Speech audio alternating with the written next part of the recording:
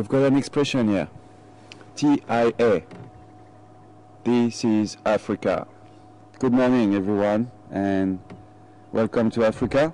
Welcome to Juma. And oh, look, I see a hyena sleeping. Surprise, surprise. Welcome to Juma Game Reserve. And there is no better way to start a day than looking at the beautiful sunrise and then looking at some animal behavior. Not much happening. She's sleeping, but we're gonna pan to the left a bit later on, and the babies are active, or the pups are active. I haven't seen the brand new baby yet, but I haven't gone on the other side of the termite mound. He might be inside, or he might be on the other side chilling with his mom. Her mom, we still don't know if it's a female or a male, but pretty sure it's a female. Yeah, so surprise, surprise, I thought you would make you happy to start the drive with the Hyena den. So, good morning everyone, my name is Sebastian, and behind the camera we've got Becky, and back in final control we've got Mark. Send him all your questions at questions@juma.com, and then you forward them to me in that earpiece, and I'll answer them for you. So, plan of action, I think we could spend a bit of time here. You see, because of that new baby that we saw the other night, I don't really want to come here at night. Before they get to 6 months old, it's not really good for the eyes to use the spotlight. It can damage the eyes, so I don't want to take a chance. We can still come at the end of the afternoon drive and spend a bit of time also before it gets dark, and then maybe leave them be when it's dark, as don't want to take a risk and damage that new baby's eyes with a spotlight. So another way to do it is also start the drive with the den like we're doing now, and I'm gonna park over there. Some of the pups are active on that side. They're busy grooming each other. So let's have a quick look at them.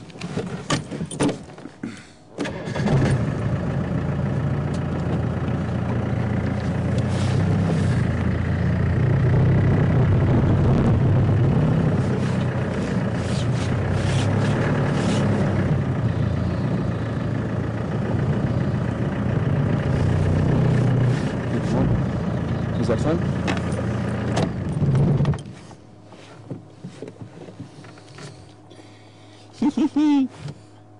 They look a bit cold. Staying close to each other to warm up. 1, 2, 3, 4, 5. 5 of them. Are you coming to say hello, little ones? Hey? Did you shower last night? Don't stink too much anymore. Are you saying I stink? No, you stink. No, you stink. Cute.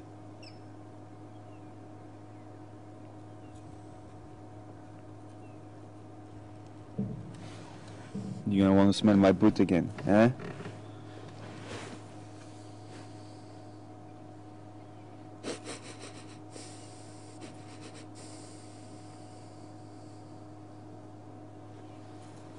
They're so curious and fluffy. It's almost like you want to grab one, put it in the car and drive home with it. Eh? I'll take you home.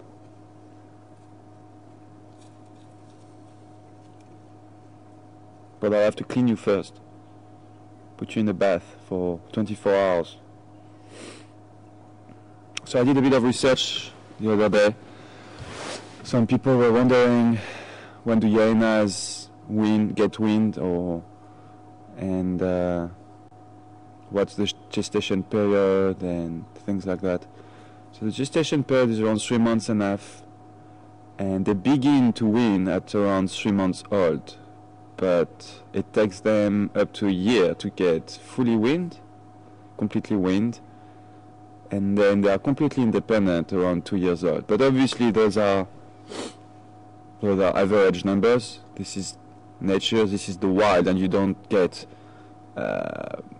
fixed numbers. Like I can tell you that at exactly 1 year old, that baby hyena would be completely weaned.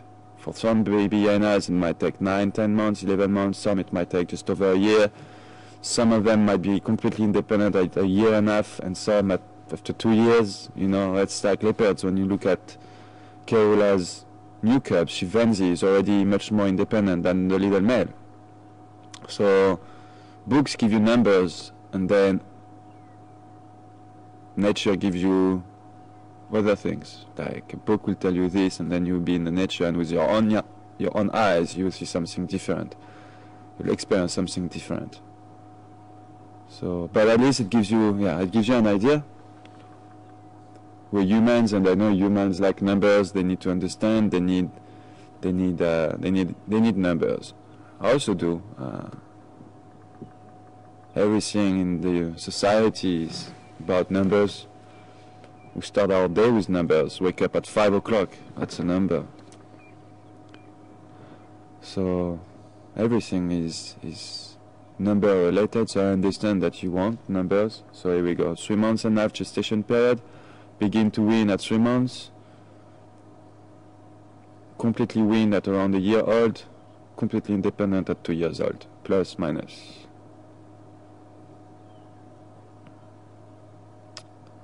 So it's getting daylight. You see they're getting a bit, they're still active, but most of them are a bit sleepy, and that's what hyenas do during the day. They sleep.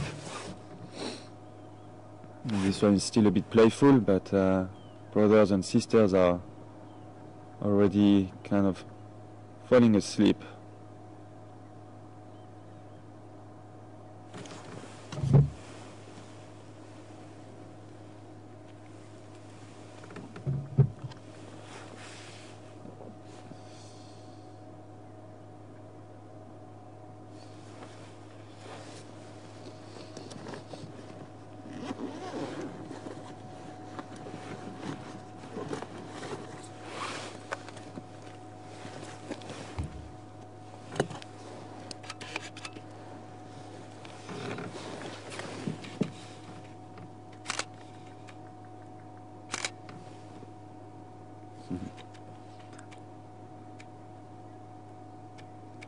A hyena's cure.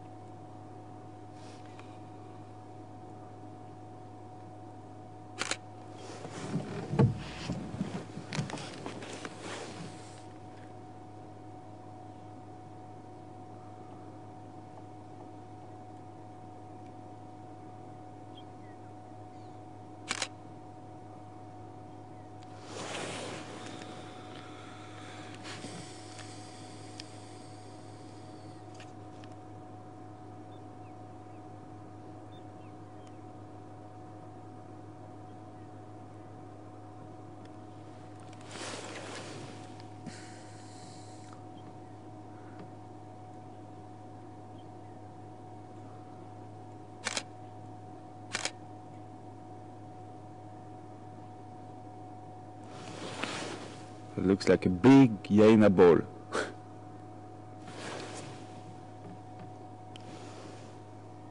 Zebra on top of the termite line. Sorry? There's a zebra on top of the termite line. Where? Over there? Yeah. How big is that's oh yeah, I noise. see. Yeah. Funny. I've got another termite mound on my left, quite far inside the bush. Becky can't really show you now on the camera. She would have to like do a 360 turn, but there's a zebra on top of it. You could hear some noises, and so there might be a hyena or two on the other side, but now it's that zebras and termite mound over there.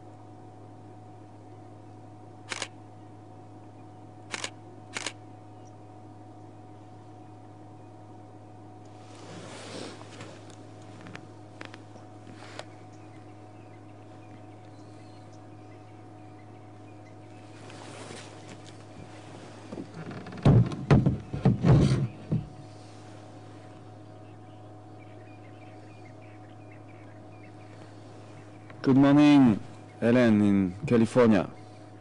Welcome on board.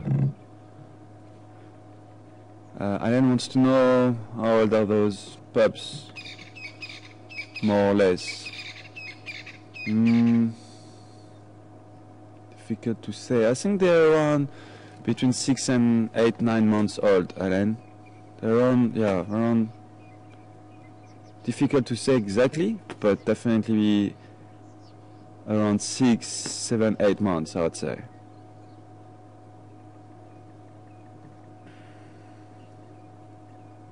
They seem to all go on the other side of the termite mound, so maybe we could go and check it out, see what's happening.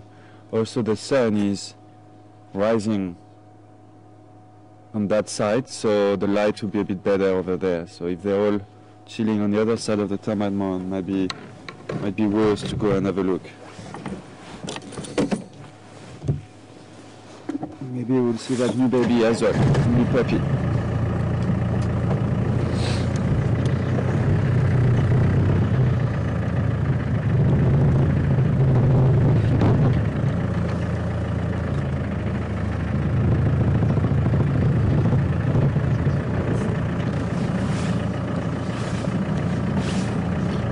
The mama sitting on the road.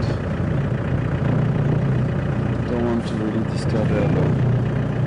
No, it's okay. I'm gonna park here.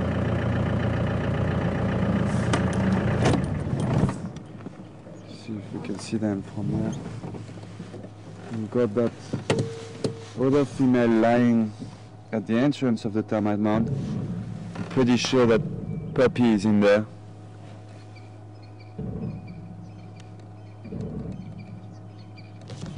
This is the most usual, most common position in which you will find a hyena female at the den. They usually put their body inside the den because it's nice and cool, and then just stick their head out to be able to listen and smell for other predators or whatever walks around.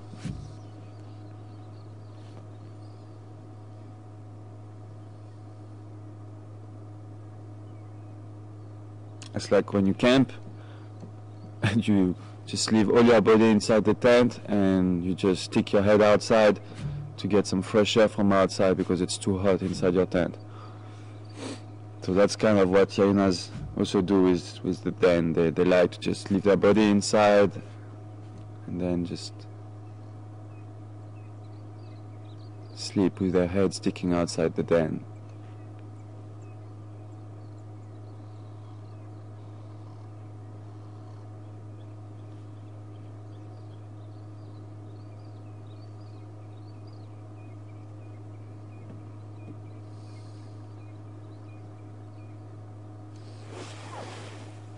So I think we've got two different females here. That's from what I understand. We've got one female lying on the road here, who's got some cubs, but they are older than the other female cubs. The one which is lying by the den, who's got that brand new pup. Maybe she had two, and that pup already killed her sister, or maybe there was only one, maybe there are two inside and only one came out the other night. It's too early to really jump to conclusion. We'll have to spend some time here and just see what happens, and then we can jump to some conclusions.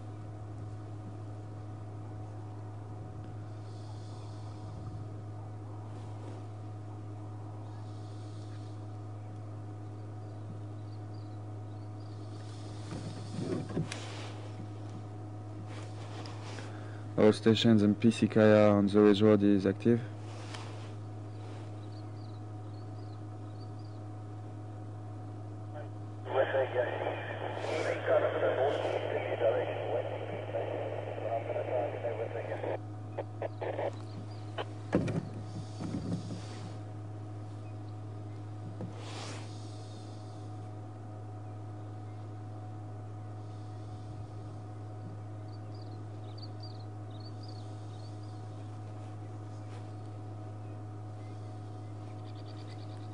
Right.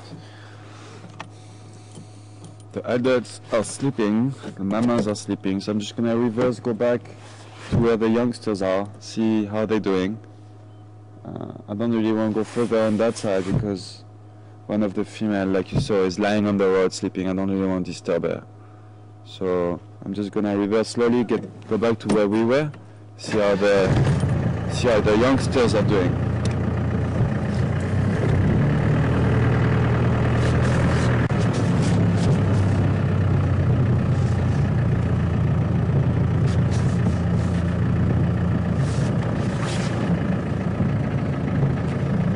They are.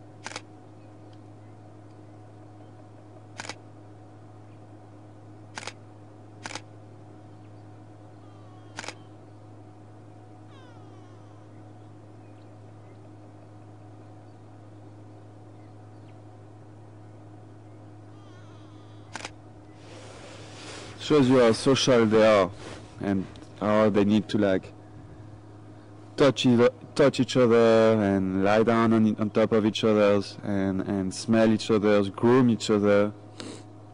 It's very important in the Hyena social organization.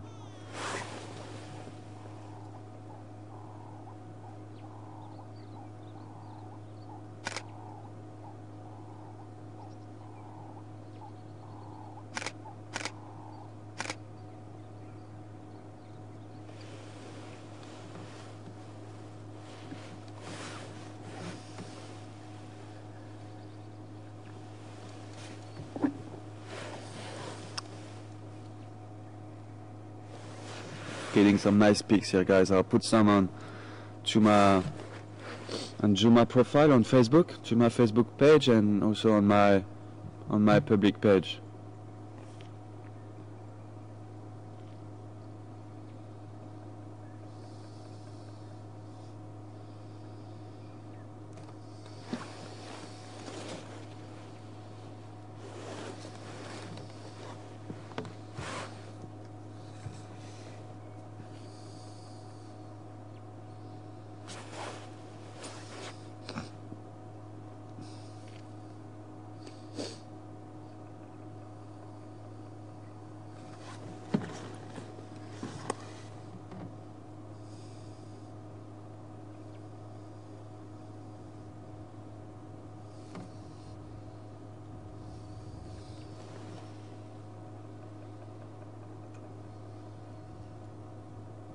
Alright, let's go on the other side. Something's happening there.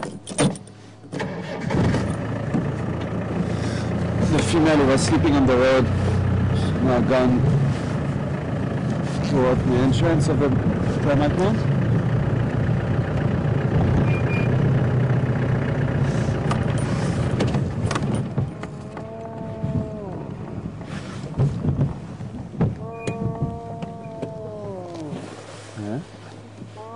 I think that, yeah, there is. The little puppy is coming outside the den.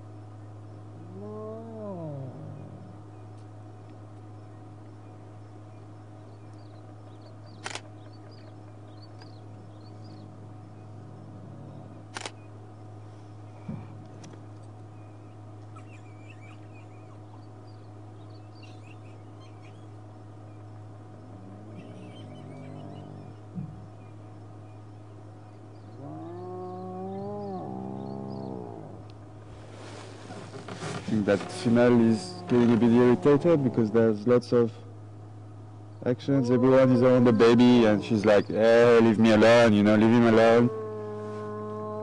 I'm sure you can hear that. Ooh.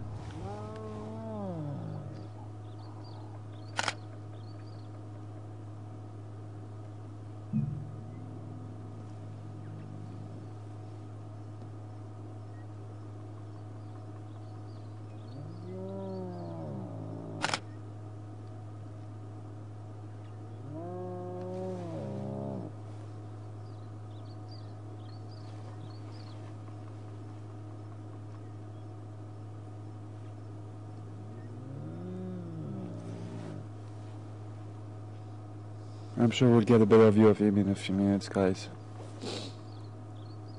If those two cubs get slightly out of the way, then you will see him at the entrance of the mound.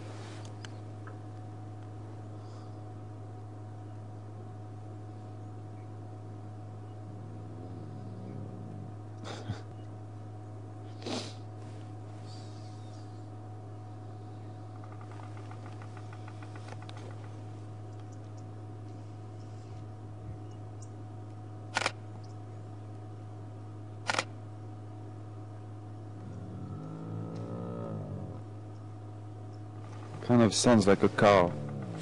Oh, there he is. Hello, baby.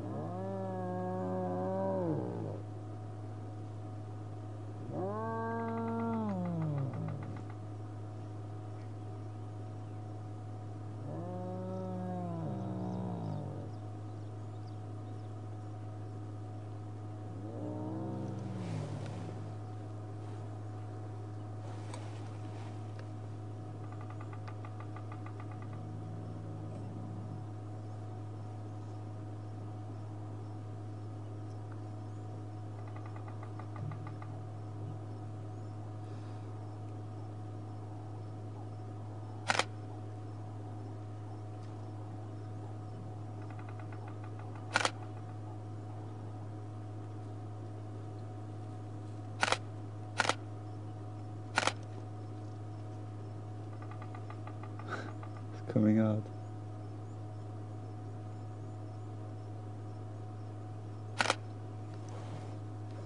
So if we have any new viewers, say hello to our brand new Hyena puppy.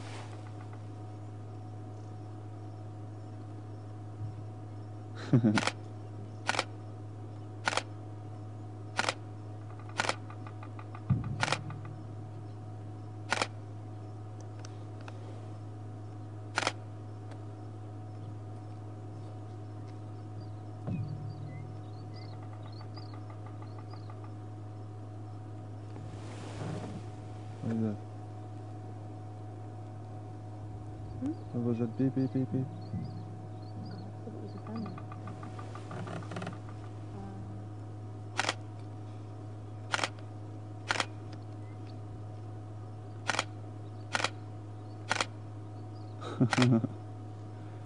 It's toilet time. Shower time.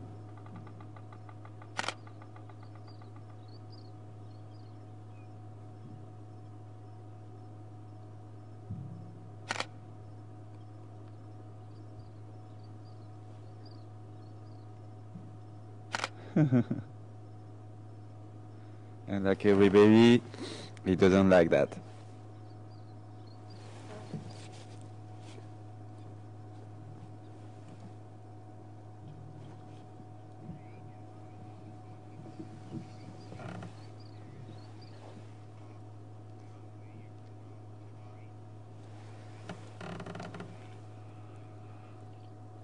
Okay, good morning to you, Kane. How are you? How are oh. How are you? How are you? Help me, Mark, instead of laughing. Where is she from, Kay? How are you? Mark. Okay. Kay wants to know if the animals are free to travel between Sabi Sand and Kruger National Park. Yes, Kay, they are. There is no fence. So Sabi Sand is part of the Kruger National Park. And animals are free to go either way. And that's why we get so much wildlife here in the Sabi Sand. It's not a big fenced game reserve. It communicates. It's open with Kruger National Park, so animals are free to travel from one side to the other.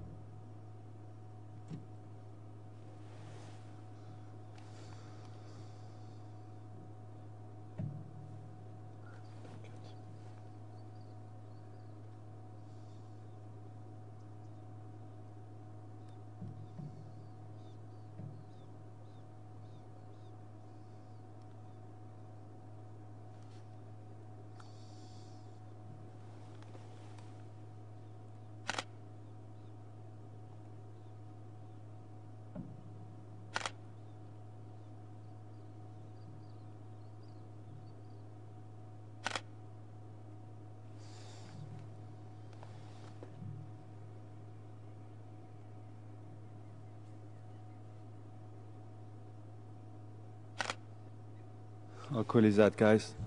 I'm sure you're all enjoying it as well. So you see how new babies are black, completely black. Hyena pups when they get born. And they usually stay in the den for a few days after they are born, before they come out, maybe a week. I think this one is probably just maybe over 2 weeks, or maybe between a week and 2 weeks. And those remain black like that for a month. Maybe spots are slowly going to appear. But yeah, when they are born and for the first few weeks of their lives, they're completely black, which makes them really looking like any other kind of puppy dog, you know, that you could have at home.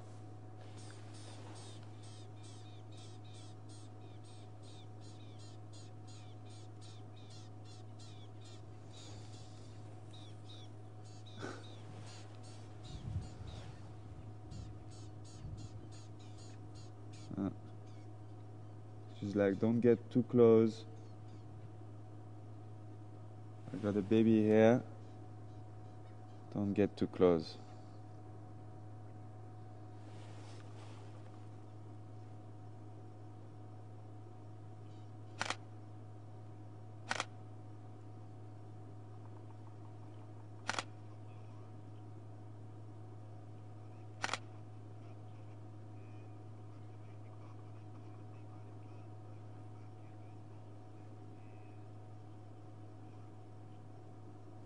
Good morning, Laura. Welcome on board. Laura wants to know if they are cubs or if they are pups or cubs or cubs, and if they are born with closed eyes like domestic dogs. Yes, Laura, they are born with closed eyes, and they open them probably not 10 days later. I'll have to make sure of that. I'll do a bit of reading for you but they will open their eyes much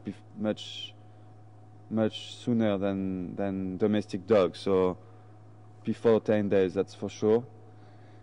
And they are called pups. Yes, they are Hyena pups.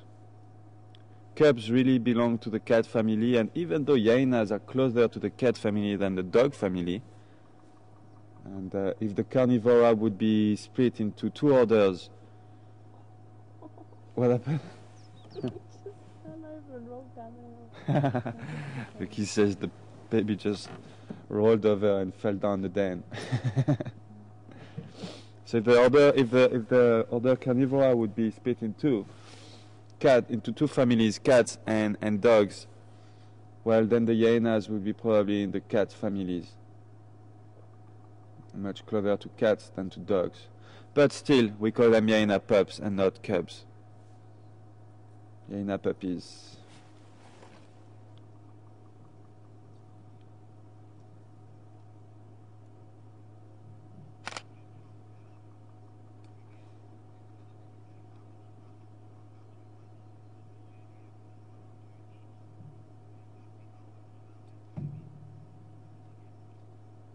I didn't get the end of that, Mark, sorry.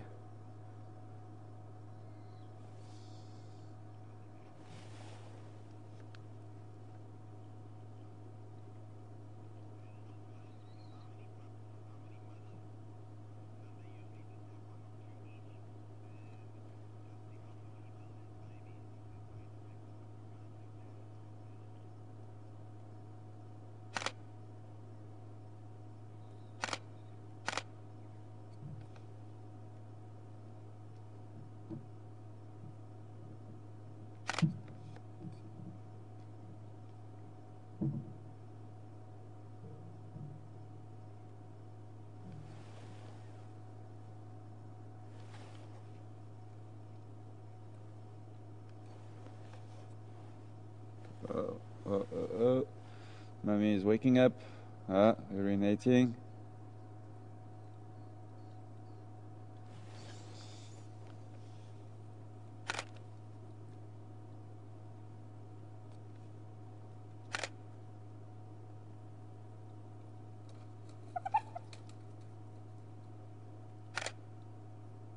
She's very defensive of the entrance of the den because obviously she's got a pup in there. Good morning, Ellen. Ellen wants to know how many pups, how many mums, and only dominant females are having pups. Is that true or not? All right. I think we've got definitely two females here. With this female's got that pup, and she's got probably two other pups from a previous season, or so she's got two pups from the previous year, and she's got that brand new one, and then we've got two other pups that also will belong to the other female that we saw earlier on, which was lying on the road. And yes, she's chasing them away. She's kind of like, leave us alone.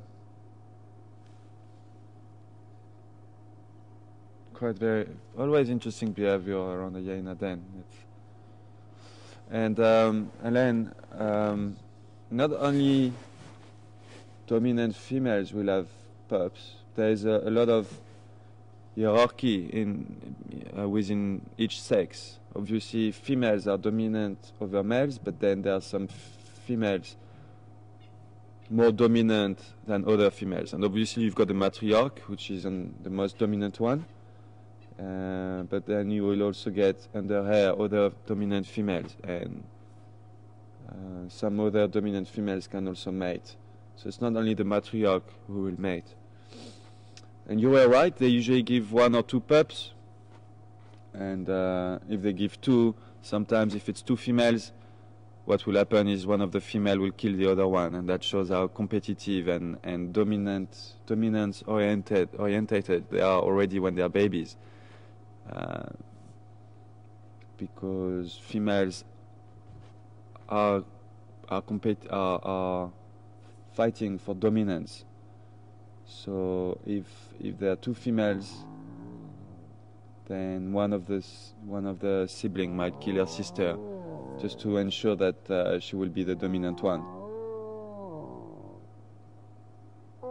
So you see here we have the female number 2, and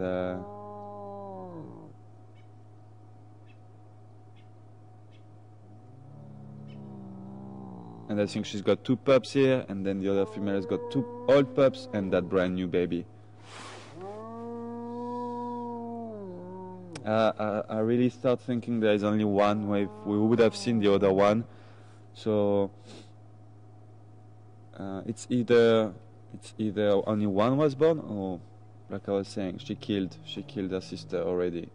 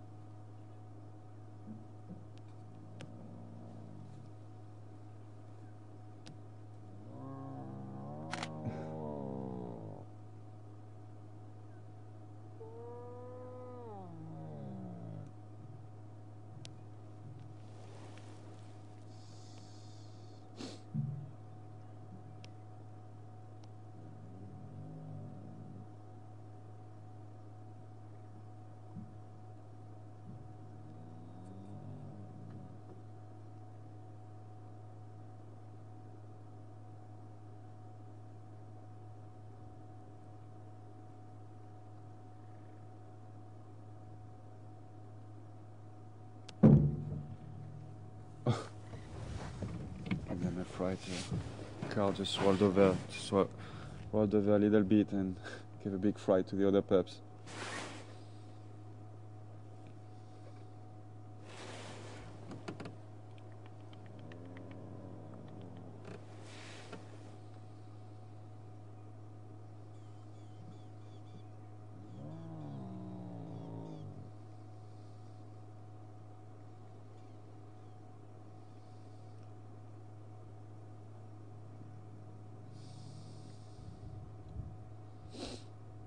Females are very in a den like this, which is not the communal den. This is a den for the pups, and they will stay here. The pups will stay here for at least a year or two, year and a half, until they become independent, and then they will move to the communal den. But on this kind of den, where they raise the pups, other females are very helpful and always try to help the mother who's got the new pups. She always try to be part as much as possible of the raising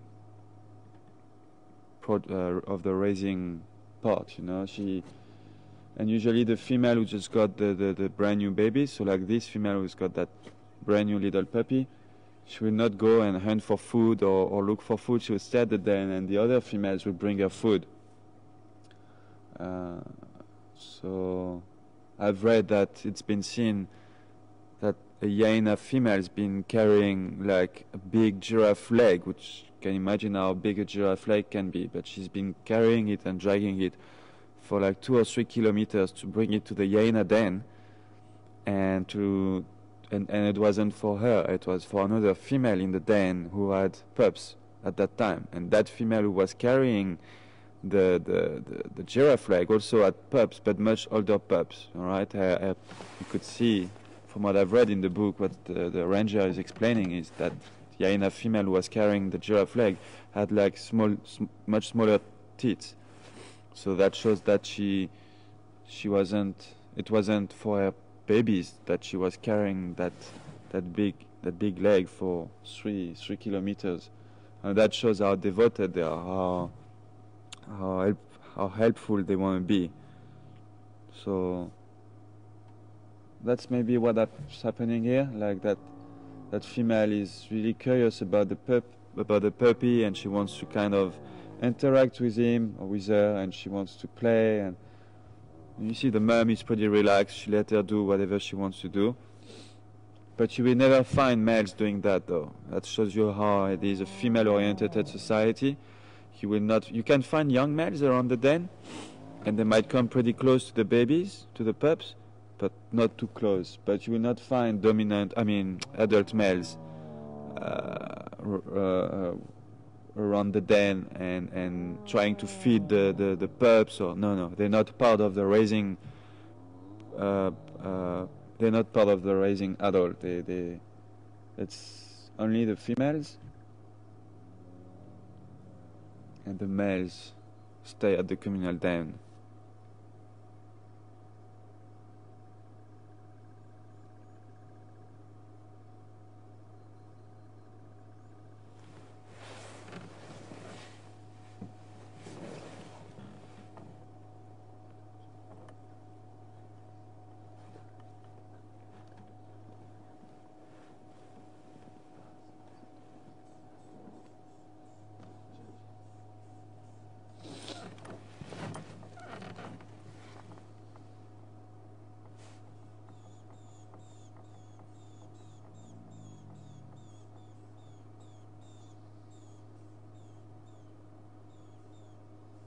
But you see, this is the best, how to explain, this is how you learn about animals. We're very lucky to have a den on our property, and it is a very active den. And mornings like this one, we could spend some time here.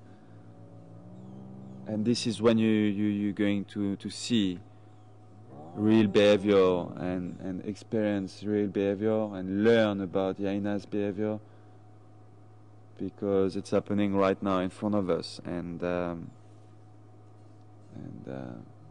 this is really the best opportunity to learn about them.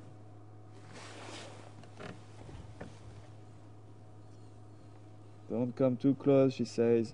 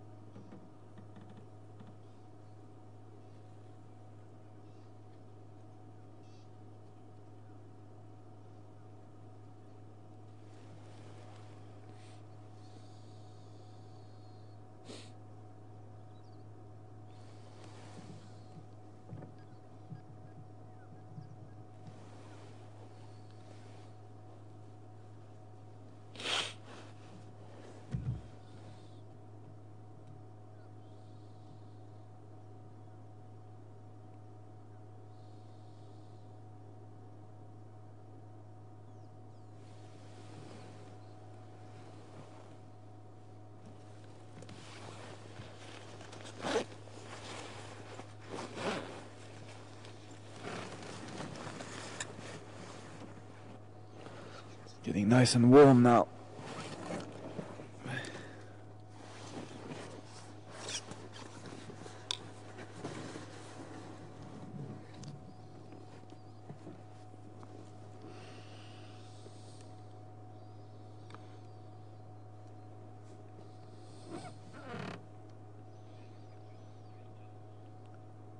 Okay.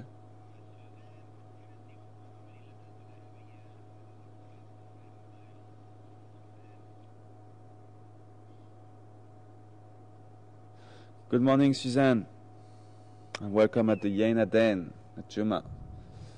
I'm glad you're with us this morning. Suzanne wants to know how many litter do Hyena have, and would it be always from the same male? They will have 1 litter every 2 years, and or every year and a half, 2 years, usually every 24 months, and they will not mate always with the same male. No, it can be different from 1 litter to another one. It can be a different male. They are it's a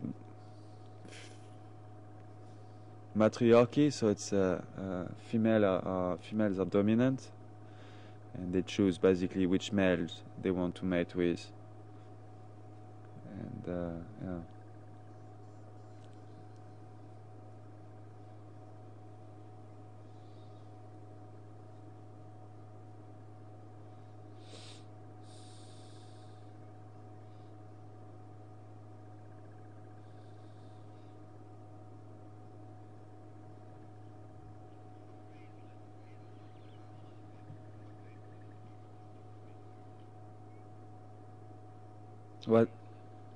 What age do they start to?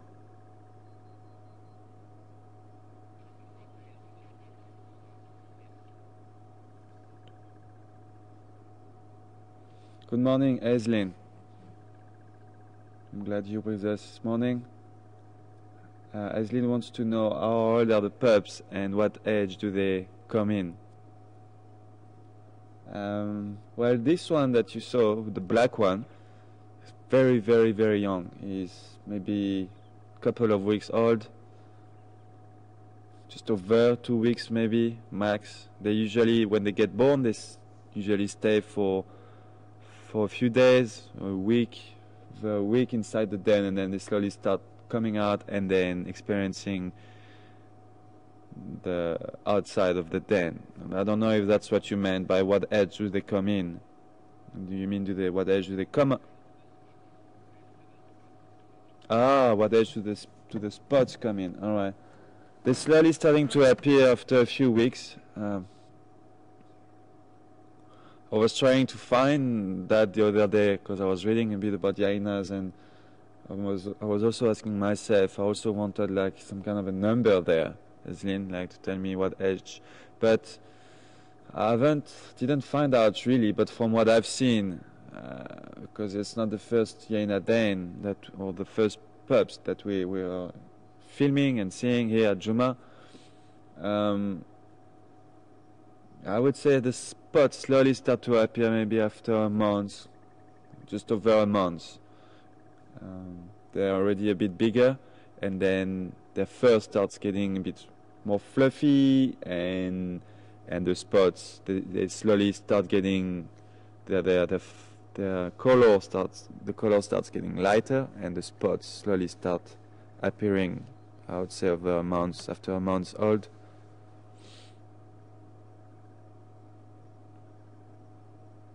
Once again, yeah, I'll do a bit more of research. I've got a few books, and unfortunately I was looking for that, and I couldn't really see anyone or everyone says that they get born with black fur, and then as they grow up, the spots start appearing, but they're not saying when or from when. So, well, maybe I should go on the internet and Google it, like we say. Just Google it.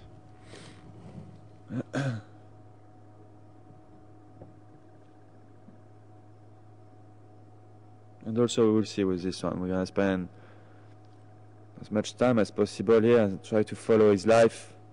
That could be really interesting. I mean, I'm really keen, and I hope you guys are as well. I'm really keen to like spend as much time as possible here, at least maybe even, if not every time, maybe every second drive or every second day, I don't know.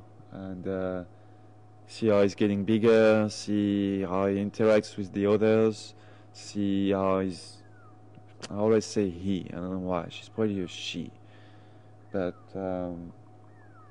see how she explores the surrounding of the den, and how she slowly starts getting spots on her coat, and how she slowly starts getting independent, begin to win, all of these things. I mean, it's quite interesting to be able to see it in front of us and share it with you live. You know, you can experience it in the same time as us, which is really great.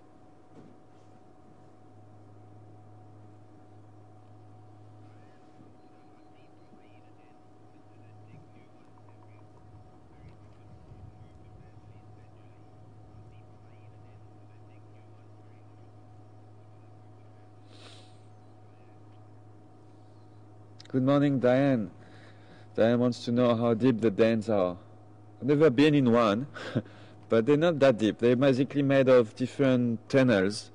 Maybe they're like 2 or 3 meters deep inside. They usually use termite mounds. You know, they dig into old termite mounds, obviously not used termite mounds. And if you look at that den, for example, that entrance here communicates with, if Becky can just zoom out a little bit. Okay, so that entrance communicates with the one on the right hand side over there.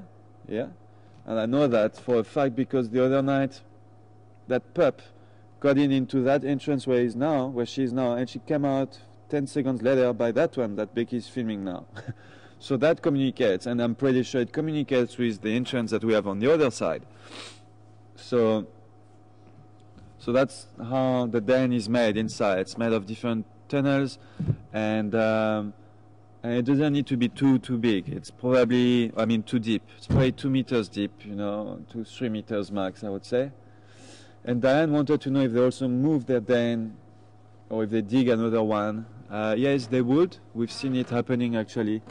If they feel insecure, if they feel that the den is not safe anymore because lions are around or any kind of predators are around, other predators, then they would move the den, and they would take the pups with them and just move to another termite mound usually, which would already have tunnels, or if it doesn't, then they would dig some and basically make a new one.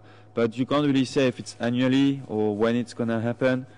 It really depends. I mean, this den's been active now for quite a while, you know, and it must be pretty safe, even though we had a young stick smell here the other day. I don't know if you remember. I think that was before, yeah, it was before we became part of Juma. And one evening I was actually on drive, and all the hyenas were gone.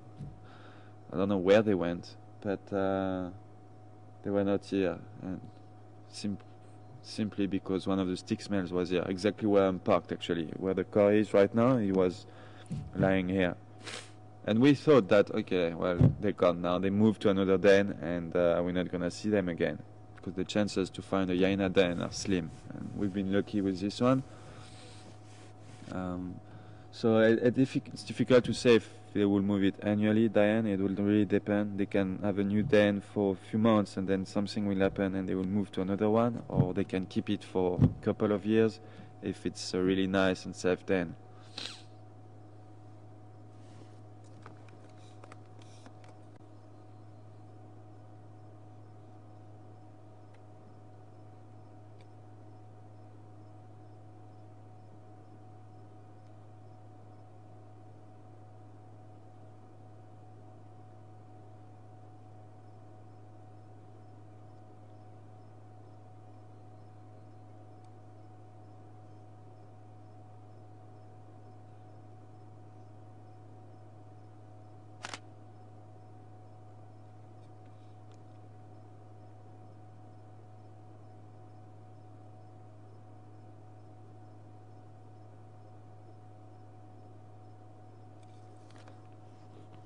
You see how small she is, and she's already doing her teeth.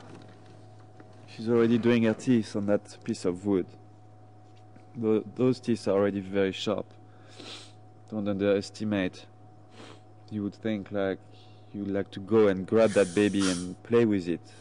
Well, believe me, if she bites you, even if it's just for play, it will hurt you. They are it's still small, but they're like very sharp and what's the name? Sharp and pointy, or sharp and let me find the right word for you.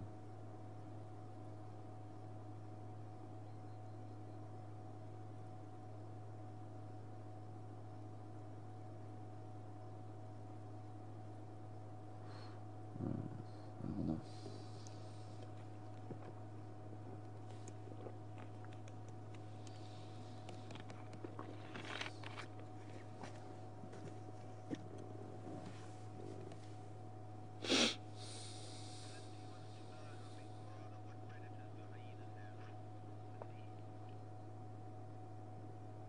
Cindy, good morning. Cindy wants to know how many predators do they have? Do hyenas have?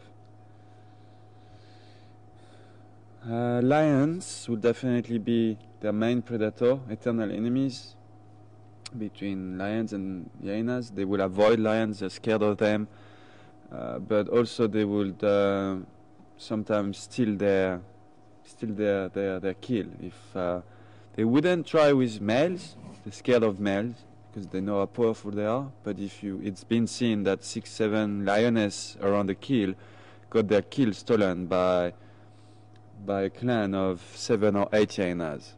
If they are in numbers, they will try and steal lion kills. So that's the only time they would get close to lions. Otherwise, they would avoid them because they know that lions will try to kill them, and that's kind of the main predator. They're on top of the predator ranks.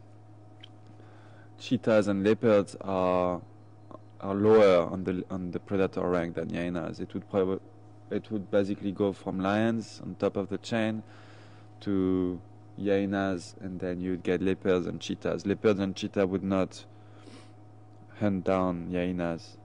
Only lions. They would hunt on the adults, but also on the babies, on the pups.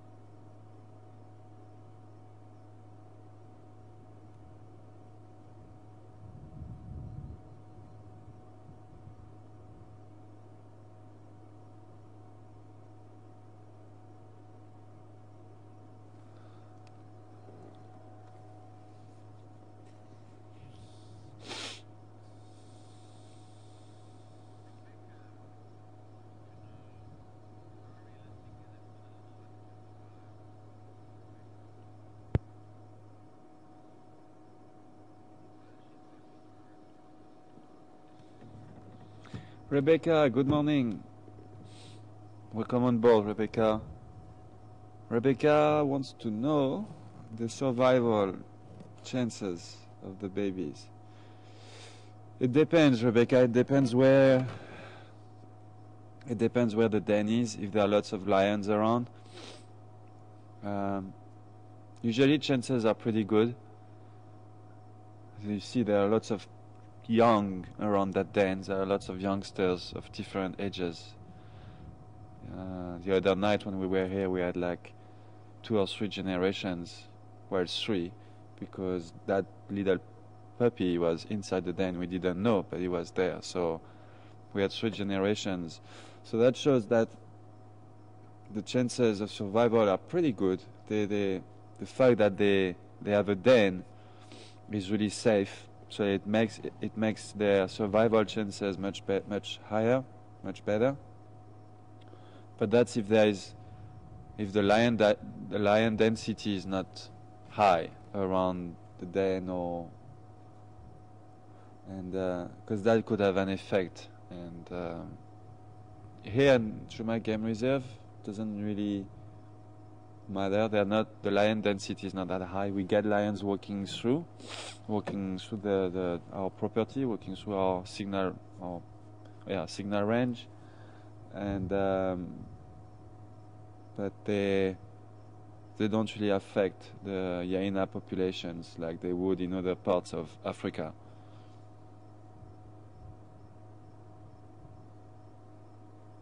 So out of, they also only get 2 cubs. They're not like dogs who would get like 7, 8 pups, sorry. They only get 2 pups. If it's 2 males, both of them have very good chance to survive.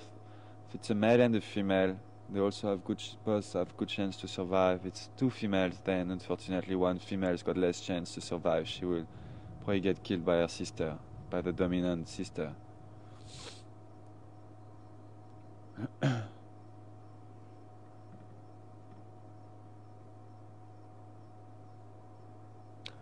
Alright guys, not much is happening. We've spent a good hour here. I'm sure you enjoyed it. I also did. That's really nice. But it's getting a bit warmer now. So let's maybe carry on with our drive and see what else we can find around here, So it's a nice start. Nice start of the day. I like that a lot. There's no better way than starting the day like this. Nice sunrise and chilling with the hyenas. This is great. Alright. Thank you, Mama, for your patience. Thank you, baby. We'll see you soon. We'll come back. That's for sure.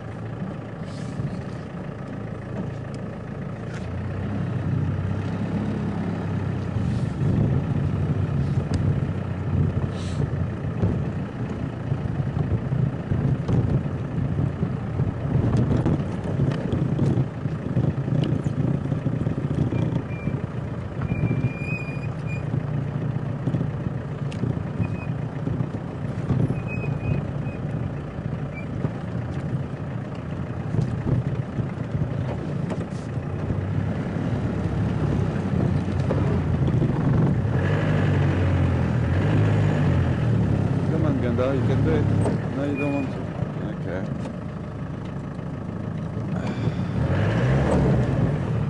What now?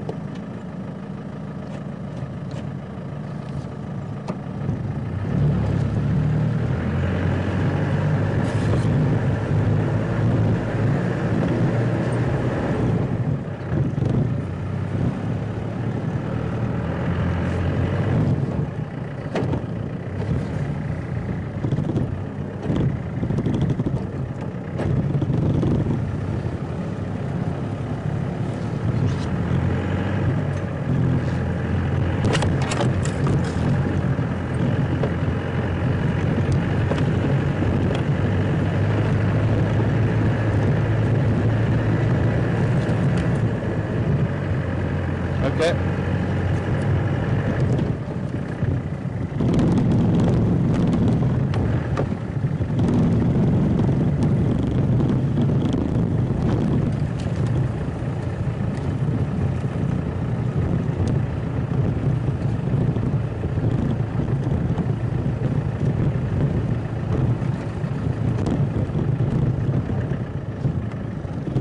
Morning, Jojo. Welcome on board. Joe Square wants to know why is there only one pup and they usually give two pups, and why, and do they lose their teeth like elephants? Jojo, yes, you're right, there should be two pups. They usually give birth to two pups, but what must have happened in this case is she either gave birth to one, it happens, or she gave birth to two, and then either way one of them died from XYZ reasons that we don't know. Could be a disease, could be something went wrong during the pregnancy and died where it just got born. Or you see what could have happened is she might have gave birth to two females, and among the Hyena structure, social organization, you will find what we call siblicide, which is basically the action of killing your own brother or your own sister. Because hyenas are, it's a matriarchy social structure, social organization, meaning females are dominant. Females are dominant, and then one female will be the matriarch, pretty much like elephants. And that means if a female gives birth to two female pups, then already at that age, it's in the genes. One of those female pups will have to kill her sister to make sure that she will be dominant and she will access to the dominant position.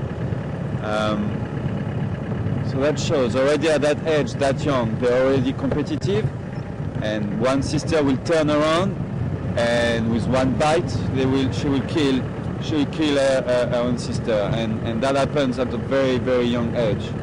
So I'm not saying this is what happened. We unfortunately don't know. There might be a dead puppy inside the den. She might have gave birth to only one. It's difficult to say. Can only make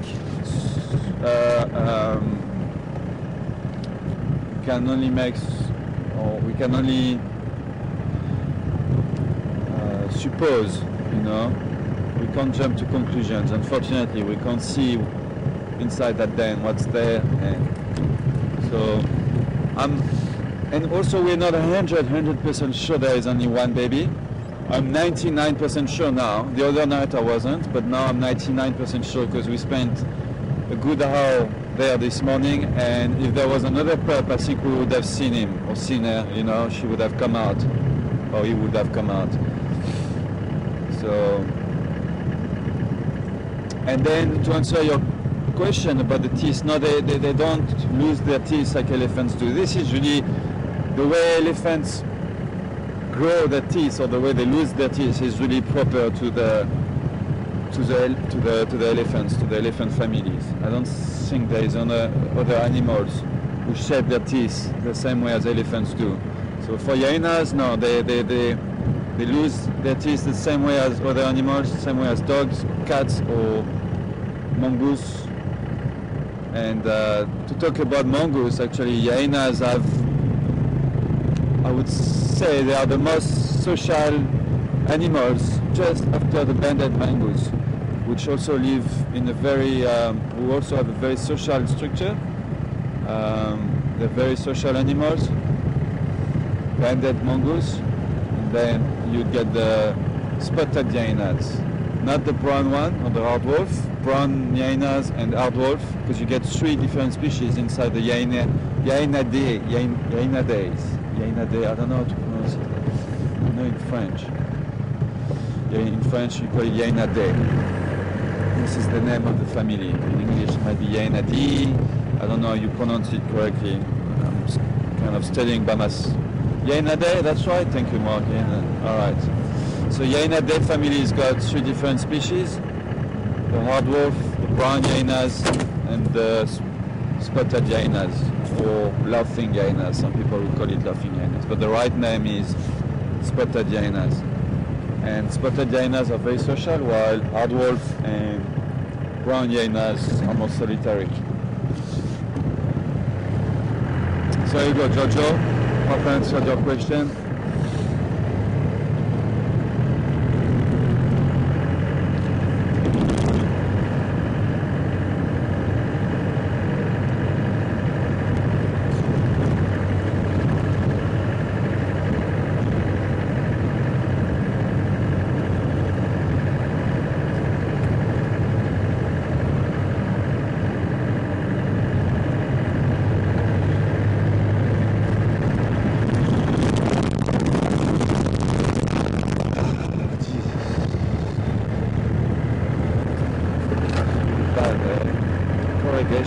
control. Don't imagine what it does inside the engine, or different parts of the car just get like shook. Everything just gets loose.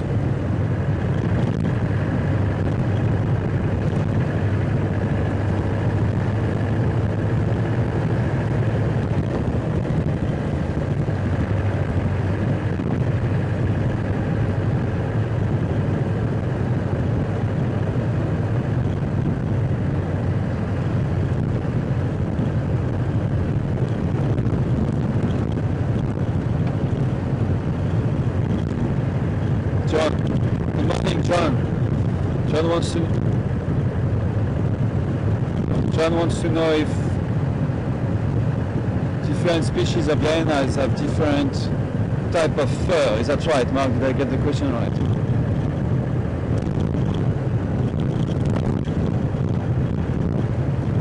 Different individuals then, yes.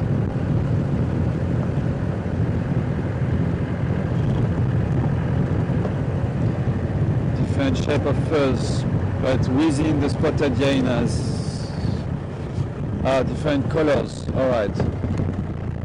Yeah. Oh, what shade? What is it? Shade of, what does that mean? Shade. Different. All right. Different shades of. That's John. Good morning, John. John wants to know if there are different shades on the hyena, spotted hyenas, individuals, depending on where they live. Naturally, and they will always look the same. They will, let's go this way. They will just maybe look a bit more fluffy early in the morning if it's cold, you know. But they will, the fur will be exactly same color in East Africa and in Southern Africa. If that can answer your question.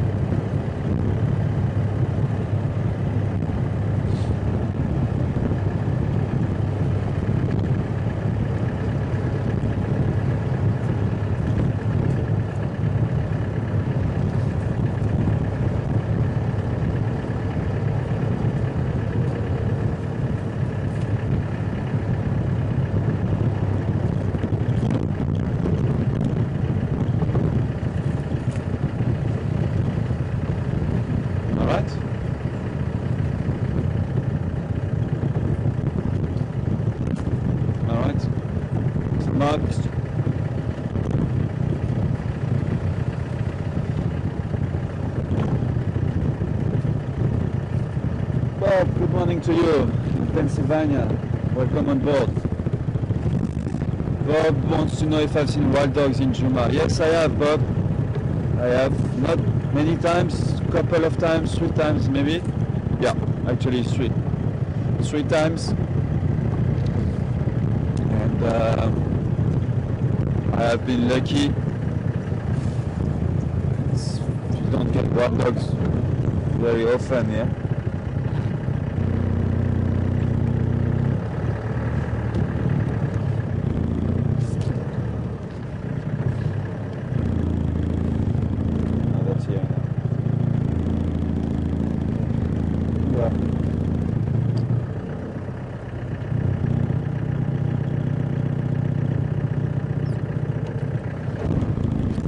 Just saw some tracks. Yeah.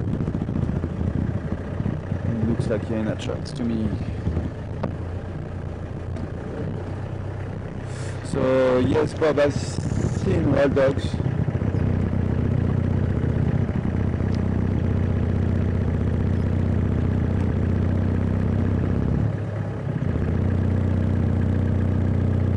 If we see, alright, if we as a general, alright.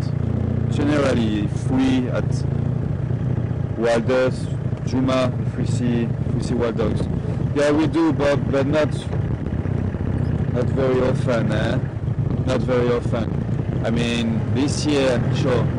We're now in August. How many times have you seen wild dogs this year, Mark? I think 1 time, like me. Only once. Yeah. Yeah. Yeah, exactly. Yeah, Mark is saying we've seen wild dogs only a couple of times this year, but they were at Encoro the other day. 2 days ago they were at Encoro, and Encoro, Bob, is one of the properties which is next door to us. It's not far at all. It's just we can't go there because we lose our signal range, and we will not be able to broadcast there from there. And we were hoping with Mark that they will come this way. They travel a lot. They can cover lots of ground in one day. They're always on the move, always on a mission, and they could be at Encoro in the morning, and they could be in our property a few hours later, easily, if they would have come this way. But unfortunately, they didn't come our way. So we didn't see them. So if one day, Bob, you're on drive with us and we bump into wild dogs, then consider yourself very lucky. We do get them, but really not a lot. Twice in 8 months, you know. That shows you how rare they are. Got some zebras here on the left. Not great view though. They're quite deep in the bush.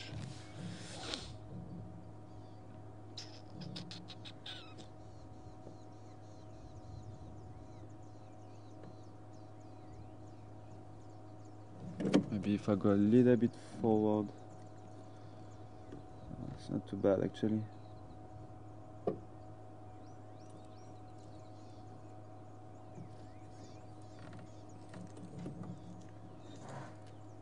Ah.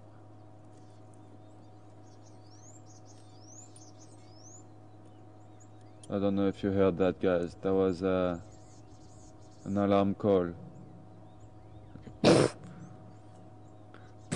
That's zebras when they give an alarm call. But the other ones don't seem to be really worried. You can see the one who gave an alarm call is all the way on the right hand side over there. He's looking to the east. I don't know what he heard or what he saw. But these guys here on the left don't seem... Yeah, that's the one who gave the alarm call. You see he's sorry? You can just see his ears. Yeah, we can only see his ears. But from his posture we can see he's like really concentrating on one direction. Trying to... He must have heard something. But as long as he stays there and doesn't give more alarm calls, then the ones at the back won't worry too much. He kind of said, "Oh, watch out guys, I think I heard something. Let me just listen a bit more." And then it's either gonna be fine or he's gonna give another 2 or 3 alarm calls and then they're gonna run away. If it's like a serious danger. He's giving another one. And you see the ones on the left are also looking in that direction now. So trying to see what's happening. Let's maybe move a little bit forward, see if let's see what are those guys worrying about.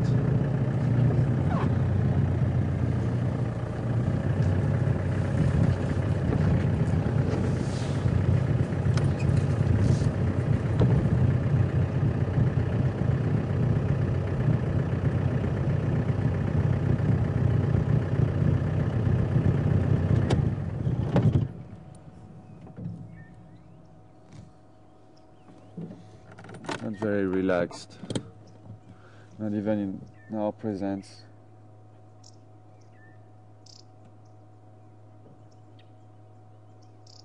Looks like he's got he's also got a bit of a limp. I think his back left leg is a little bit hurt. Must have hurt himself on the back left leg and he's got a bit of a limp. And that's not good. That's food for cats, guys. Okay, he's going back that way. I'm just gonna reverse a bit.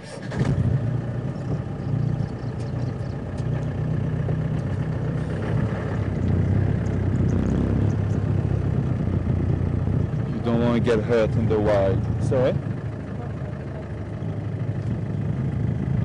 His front leg. But he says it looks like his front leg, the left front leg.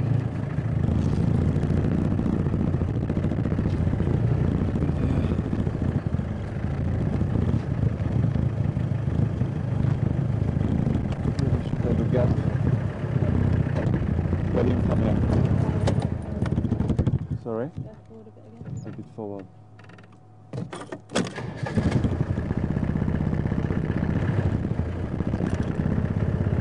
More?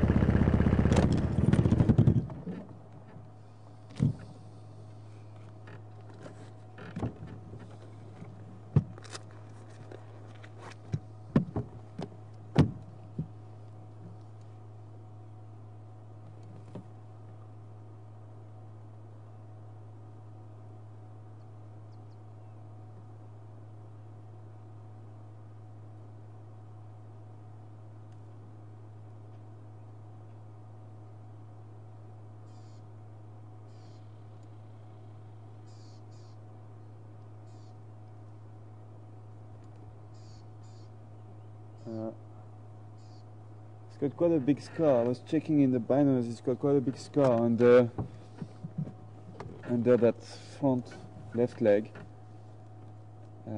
Could have been from a lion. You know, it could have escaped, survived the lion attack.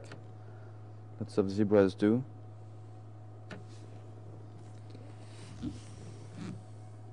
But it's a long time ago. I mean, it's an old scar. It's not. It's like really well closed now and clean and everything. It's just a big scar, but happened a while ago.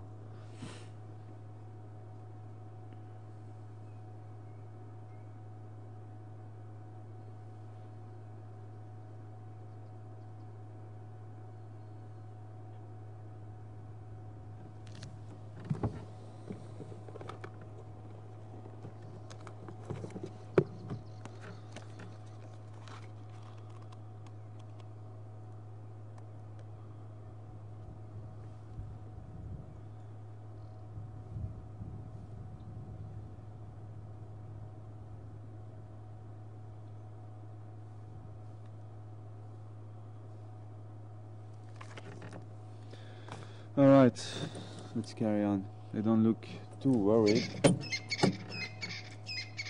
don't know what his problem was.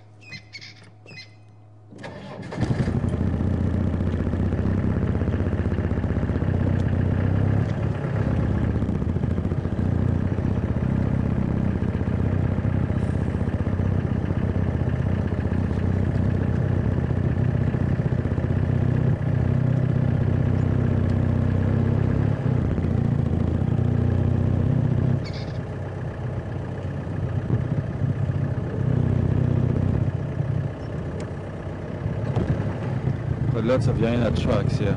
Or could be the hyenas. There's some quite big ones, quite some small ones. So it could be those guys from the den walking around there. That's fresh. That was last night, I think. So maybe they came around there during the night.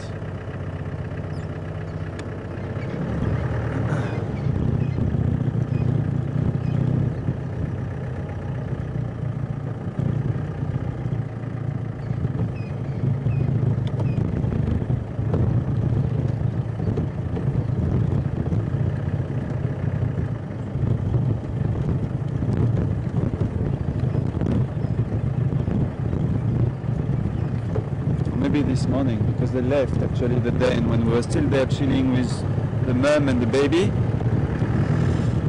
The youngsters and the other female disappeared. I don't know where they went to. They usually don't go too far at that age. They're not like really completely independent yet. They usually don't go too far, but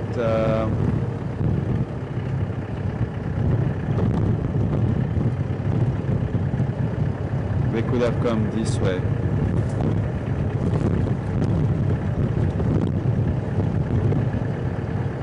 We came to Treehouse Dam to drink. It's possible.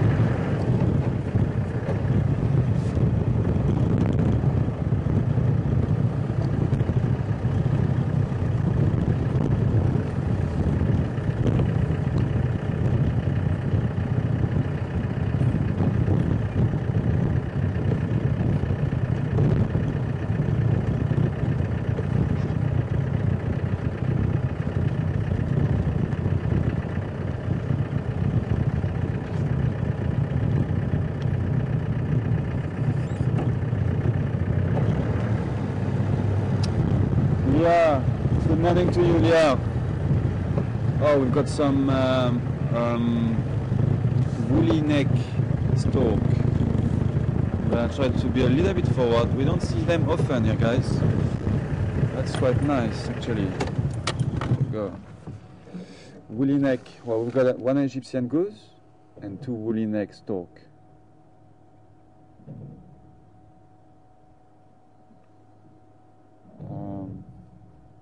So, who was that question from again, Mark? Got distracted. Leah. Good morning, Leah. And welcome to Juma. Leah wants to know if leopard cubs would play with lion cubs if they had the chance. In captivity, yes, they would. Yeah, in the wild, no. The chances of having a leopard cub and a lion cub together, very, very seldom. I don't think a female lion would keep a lion cub inside their litter, and vice versa, same story. A female leopard would not keep a lion cub inside their litter. But you never know. We've seen hectic things happening in the wild. We've seen a female lion, I mean, keeping a baby. What was it? A baby. What species? The blessbok. Yeah, it was a baby blessbok that she kept for a few weeks. Sorry. I think she had a few different ones. Yeah, I don't know if she had a few. Becky thinks she maybe even had a few. Got some impalas also coming. Yeah, in Kenya, Mark says. In Kenya, she had 5 blessboks, baby blessboks. Wasn't blessboks? Yeah, not too sure what it was. Maybe oryx. Wasn't blessboks. No, don't get them. Yeah, don't get them in East Africa. Yeah, maybe baby elands. Anyway, just to say, lioness had she kept 5 baby elands or whatever antelope species it was for quite a while, and she was raising them. She was like keeping them, and she would not hurt them. She would just spend as much time as she can with them. I haven't followed the whole story, but it was quite big in the news, and well, like all the scientists were like, "What's happening?" Yes, Mark.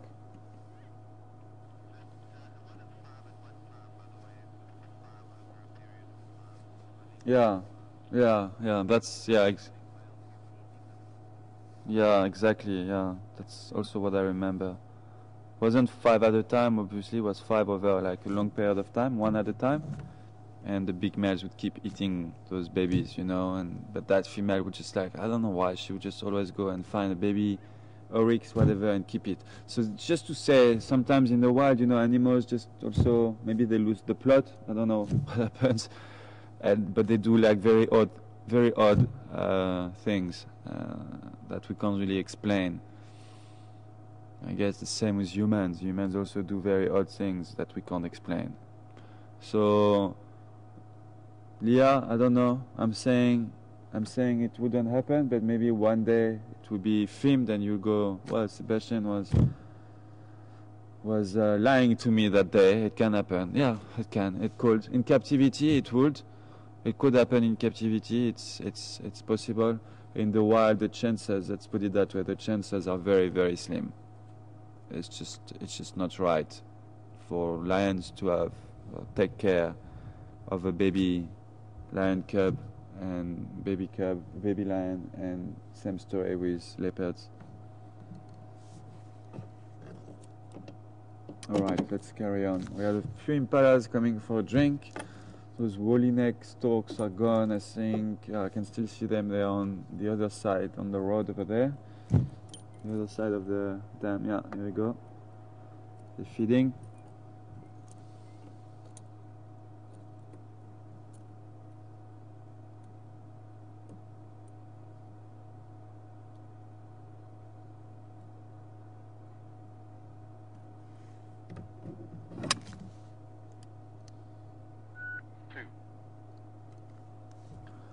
Stations, my radio was down for a while. Any update on Western Gary?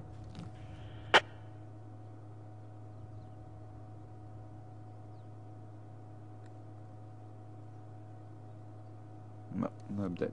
Okay. All right. Carry on.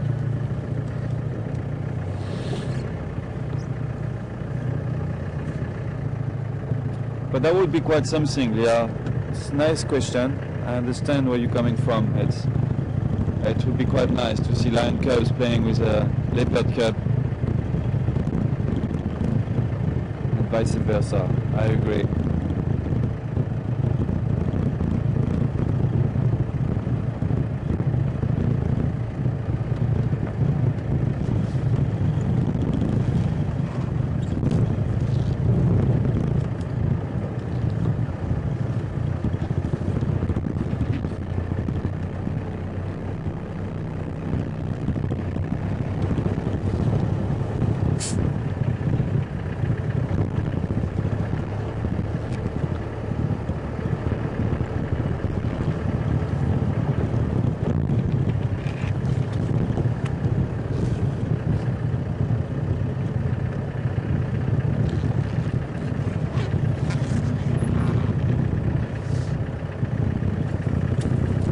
Sorry, Mark, wake up. If hyenas are what?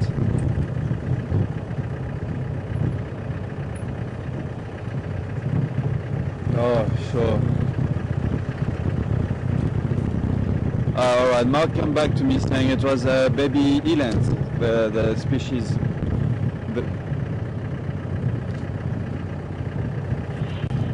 From Sarah. Okay, Sarah. Thank you.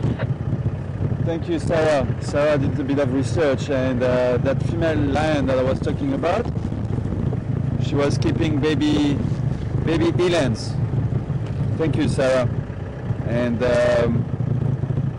Alexis in Kazakhstan wants to know if hyenas have color vision or black and white vision. I don't know, Alexis. I'll have to honestly do some research on that. I don't know. I'm honest with you. Unless Mark knows, if Mark can help me on that question. The thing is, I can't copy him. I can't copy you, Mark. So let's wait and see, Alexis. I mean, Mark might know. And once the radio signal gets better, we'll see what Mark tells me, and then I'll let you know. And if Mark is not too sure either, then I know you're on pretty much every drive. So this afternoon I will be able to give you more info. I'll do some research, learning as you go along. You know, we can't know everything, and so your questions are there to help us to just get our knowledge better and better.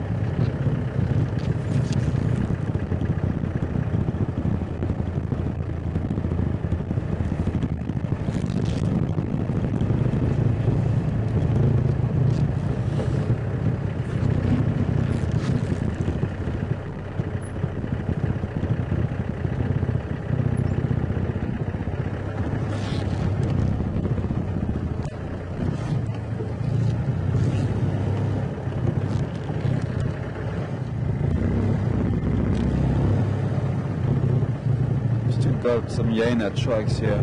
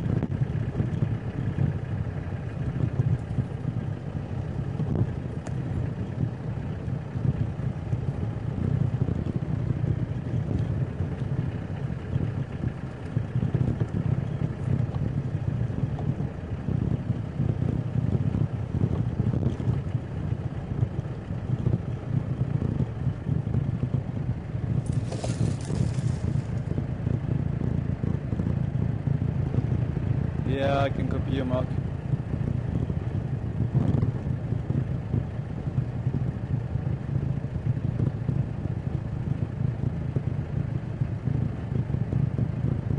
Good morning, Monica. Welcome on board. Monica wants to know what's the behavior of the elands and why we never see them on drive. Well, they don't occur here, unfortunately. We don't get them in Juma Game Reserve. Their behavior is strictly diurnal. They live during the day. They are social. You get different species of elands. You get the Cape eland, and you get the Derby elands, which are more in the West Africa, Northern Africa, and they're more adapted to dry areas and desert and stuff. You know, the vegetation here in Kruger is a bit too dense for elands. Elands like opening areas, and you get them in south of South Africa. There is a game reserve called the Hoop National Reserve in the south. It's a very famous reserve for the whales. It's well known for the whales. It's a coastal reserve, and during the whale season, which is now, you get lots of whales like just a few kilometers away from the beach, so you can walk on the beach and have lots of whales that you can see with your naked eyes. They're really not far from the beach. And the Hoop's got also lots of elands, Cape elands.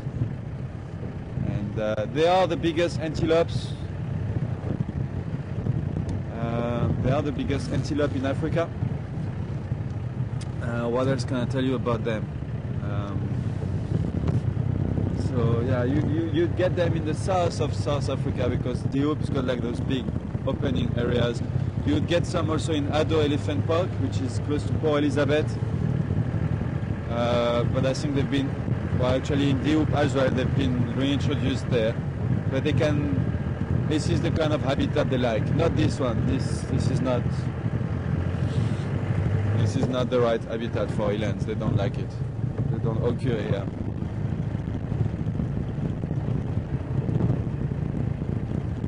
And they live in herds. You can see them in like herds of sometimes 10, 20 individuals.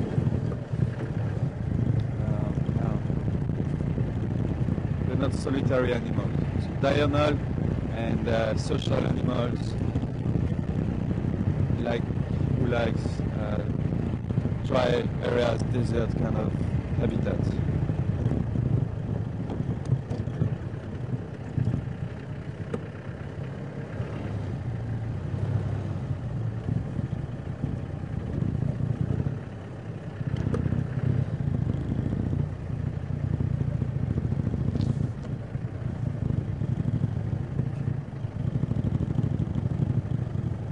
All right, great. Thank you, guys. Mark is saying that we're getting quite a few emails about hyenas and night vision or color vision. Quite some info on that. So Mark is going to forward it to me, and he's also gonna read on it when after drive. He's also got to learn a bit on that. So thanks, guys. Learning as we go along.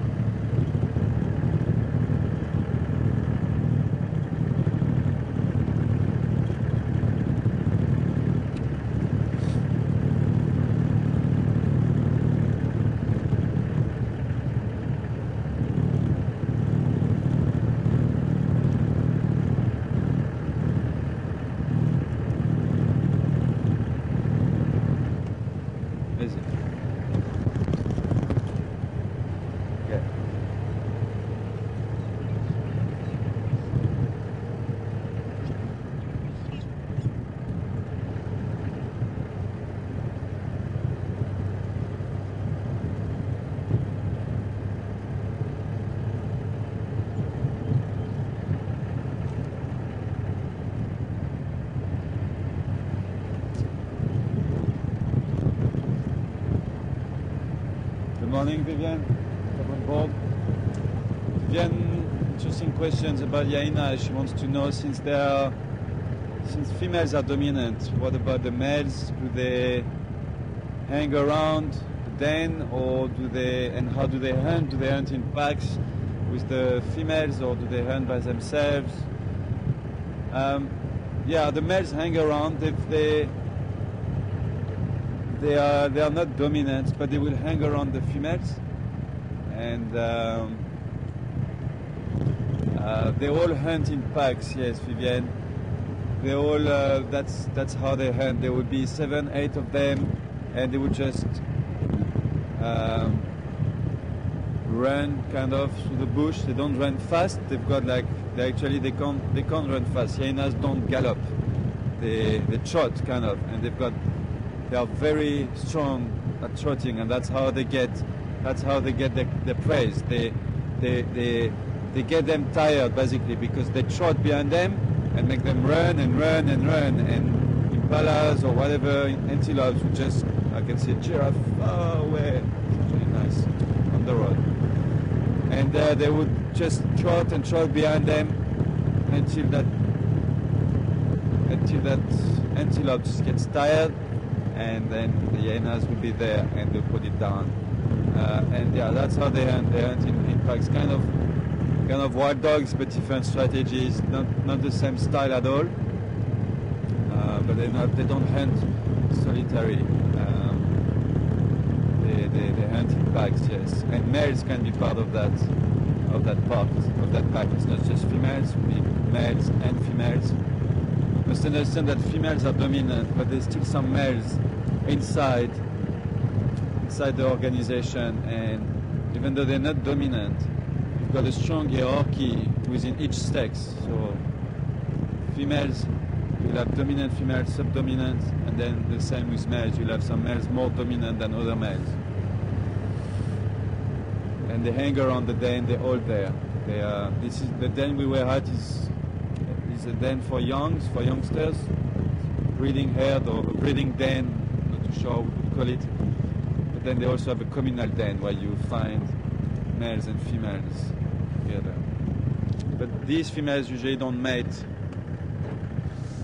Dominant female usually won't mate with one of the males inside that communal den, because then you'd get some inbreeding, and yeah, for the gene pool it would just be wrong. So the dominant females usually mate with a trespassing male hyenas, which would belong to another organization, to another family, another clan, and she would mate with him. And then once the youngs get born, those youngs can stay within the communal den, but they won't mate with the females there, because then you can get some inbreeding, and that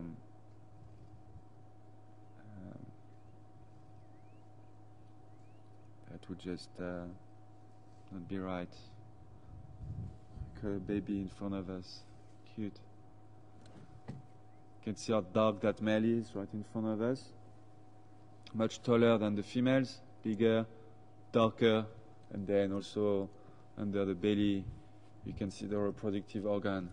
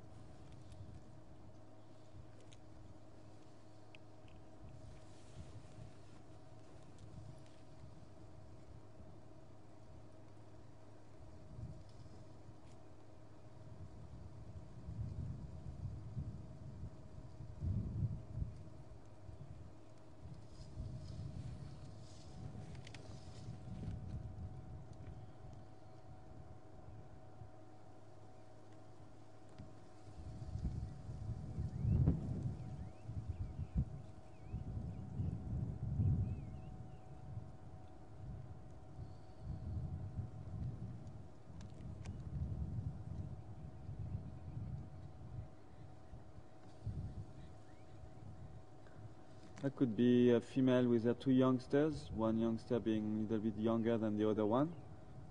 And then we've got that big male, big bull there. And then on the right hand side, on my right, I've got two more young bulls. And then I think behind us over there is, yeah, that looks like a female over there. Yeah, those two are young bulls. And you can see the young from the color of their coat compared to that bull here on the left, really dark, bigger as well.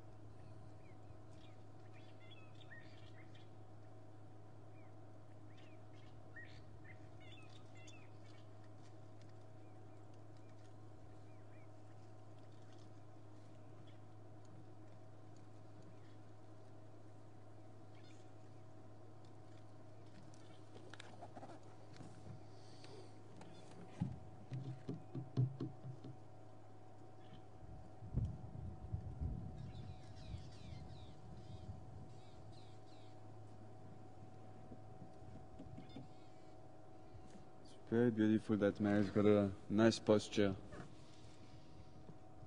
A few oxpeckers sitting on his back.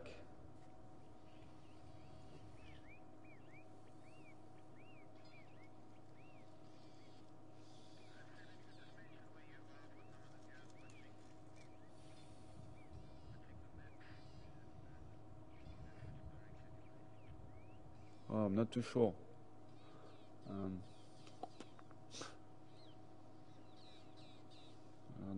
Can't do that.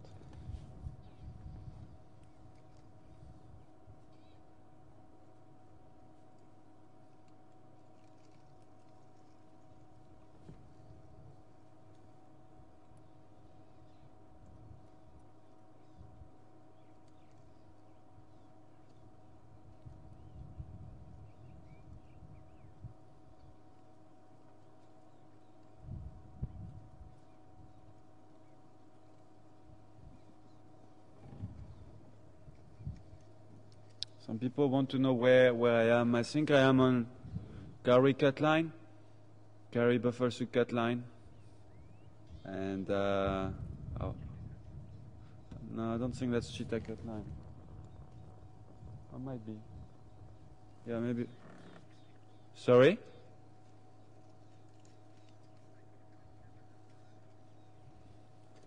Just point the camera down the road for Mark. I'm not too familiar with the names of the roads yet. Yeah, cheetah cut line. All right. So we're on cheetah cut line and facing north.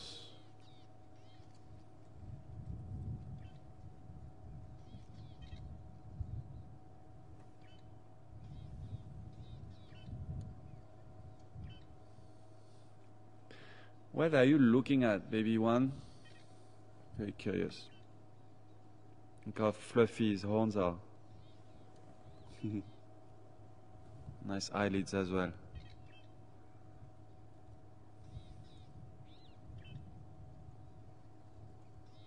I think the most exciting thing about giraffe is the birth. You know, when they get born, they actually have to survive a drop of 2 meters in height, because that's pretty much where the distance or the height that they fall when they get born. And that's pretty hectic if you think about it, falling from 2 meters high when you get born and weighing already around 70 kilograms.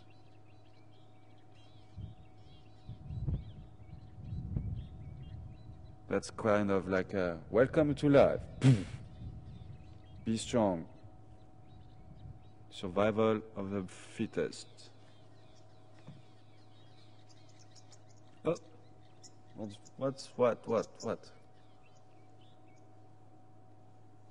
Something down there that they're looking at that they're not happy with. The male's been looking in that direction as well. Let me just go a little bit forward, see what's down that road. Might be a predator walking on the road, or I don't know what they're looking at.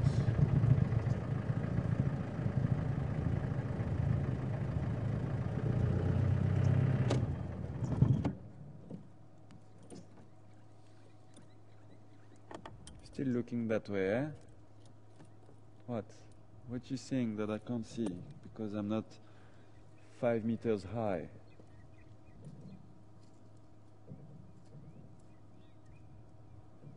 Five meters tall. Alright, let's go down this road, see if you can see something there.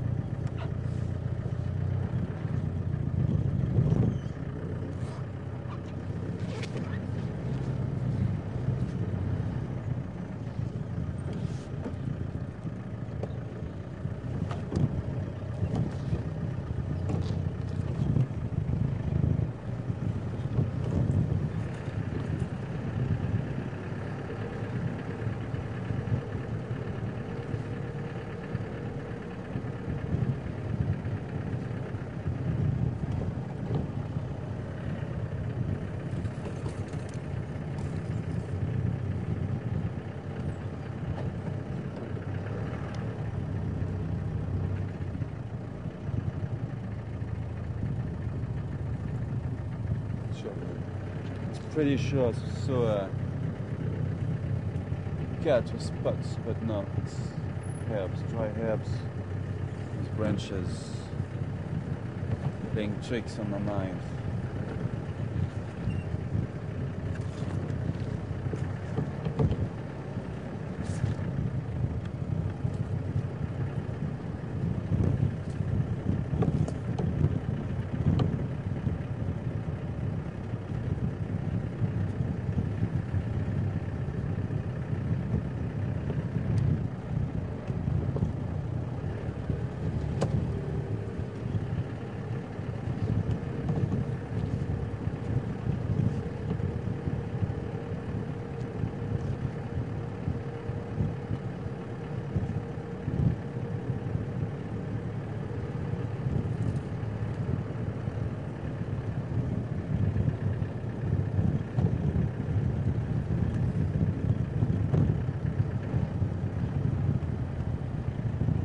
Sandy, good morning to you, Sandy.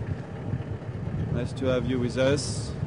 Sandy wants to know what kind of animals have scent glands in their hooves.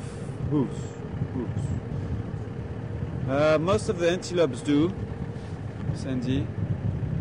Let me think here, where should I go? Mark, if I want to go to Buffalo Dam, must I turn right here?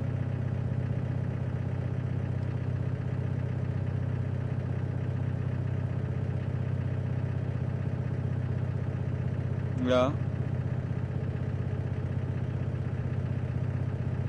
Okay,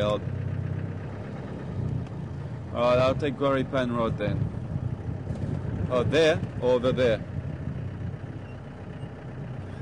The first one is better, it's quicker. Okay. Alright. There are two ways to get to Buffershoek Dam. Quick way and a longer way. And we're gonna take the quick way. So yeah, sandy. Most of the antelopes have sand glands in their hooves and other parts of their body, also like on their faces or around the muzzle, you know. And that's why sometimes you see them like what's the name? Touching sticks and stuff with their face. That's one way to mark their territory.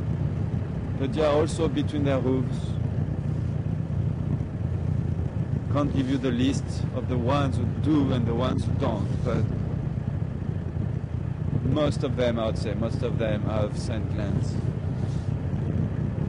between their hooves.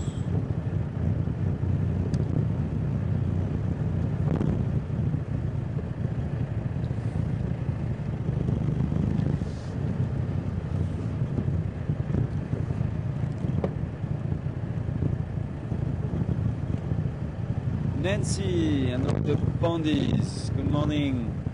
Wanting to know what kind of stalks we can see on the drive. Well, usually you'd see the stalks around dams, but here we see, well, we just saw woolly neck stalks. You can see saddle-billed stalk if you're a bit lucky. We've seen, let me think.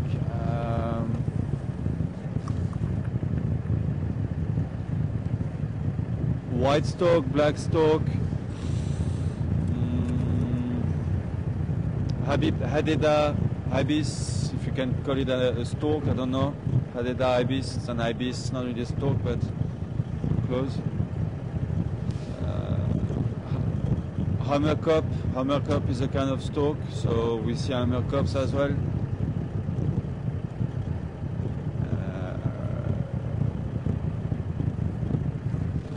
Mark is telling me if we're lucky, Arden stalk. But you need to be a bit lucky for that one. My favorite one is definitely saddle-bit stalk. Really like that one, really pretty.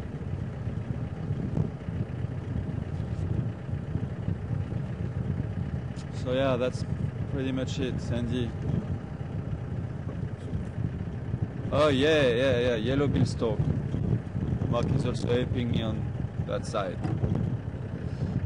Yeah, of course, yellow-billed stalk.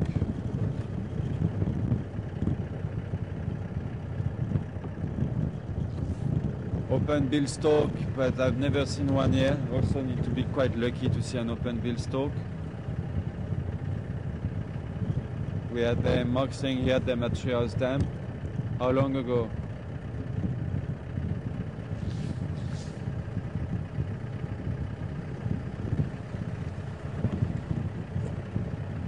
Spoonbill is spoonbill a stalk, Mark? Spoonbill. Yeah. So I'd say also the spoonbill. We could see a spoonbill kind of stalk related to the stalks.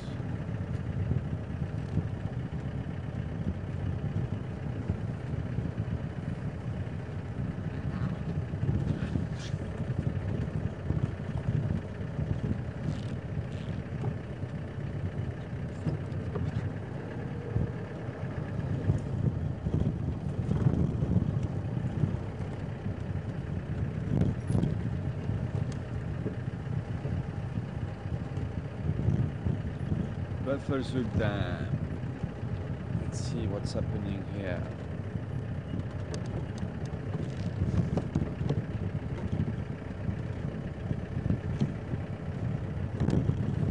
This is where I saw Vula for the first time a year ago. I actually have a very nice picture of him at Buffershoek Dam. Let's go and check that side first. Oops, sorry guys, turn the wheels too much, otherwise it makes a lot of noise.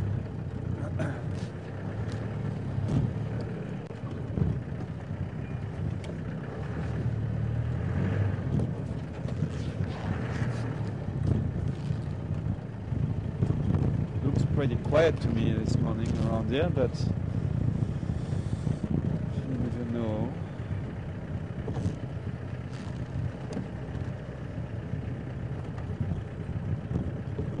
Hippos. Ooh, big hippo. Yeah, on the left. Big, big, big.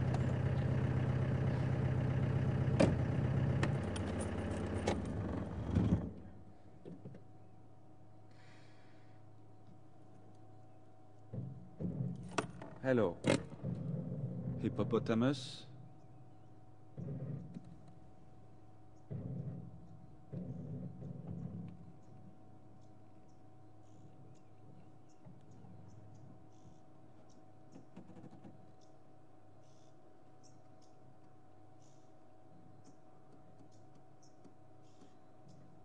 One, two, three, 4, 5. So 5 over there. 6 with that one. 2 Egyptian geese, an amercop.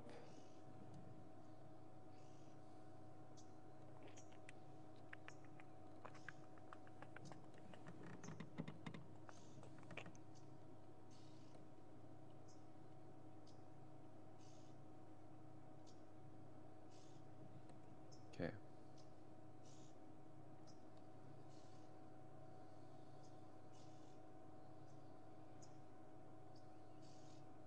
Let's go on the other side, see if we see something else.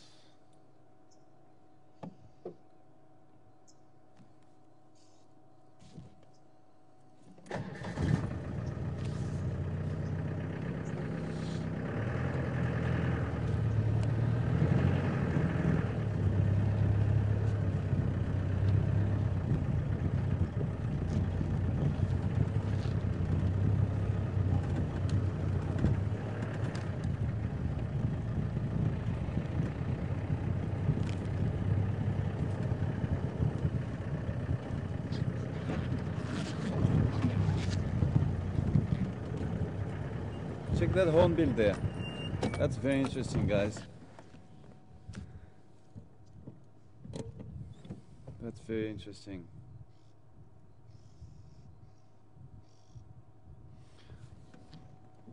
He's feeding on the dung, buffalo dung. And you see what happens in the buffalo. Yeah, what happens in the buffalo dung, you'd get some insects sometimes going inside the dung, and even termites, and this is what he's after. There are lots of them. I mean, he's just like, he's sure he found the best place for his breakfast right now.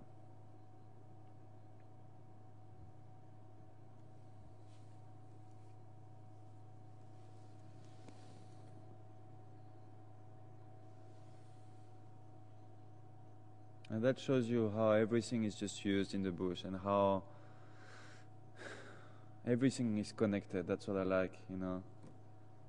And people would see a dung on the ground and it's just a dung, but no, it's not just a dung. It's part of the environment, and it's linked to lots of things. It's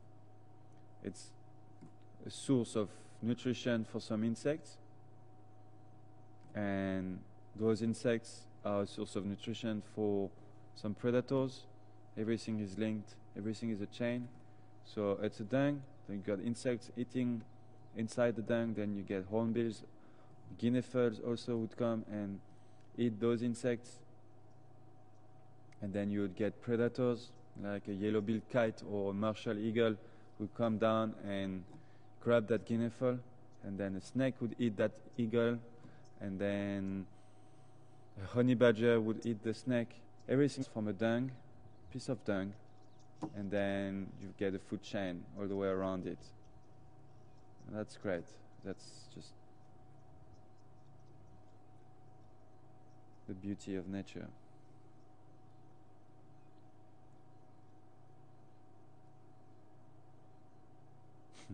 Nice. Enjoy your breakfast, Mr. Flying Banana, like Patrick used to call them. Flying bananas. So he's found a nice restaurant there. Good spot.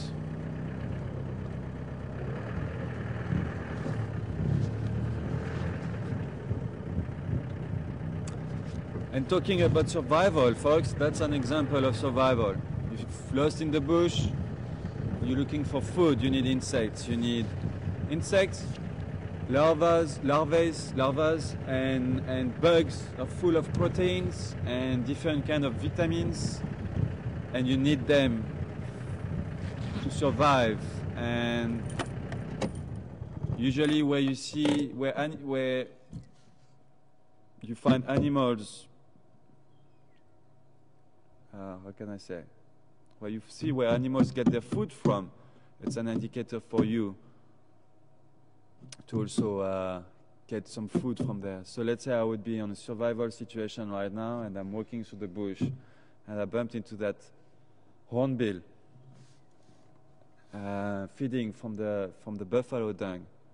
I would not hesitate a second, and I would go and I would look at what he's eating, and I would eat some of those insects, termites, whatever they are. And believe me, when you're in the bush and you're in a survival situation, you don't think twice about, oh, but it's inside a dung. No, anyway, it's a herbivore dung, so nothing is really dirty about it.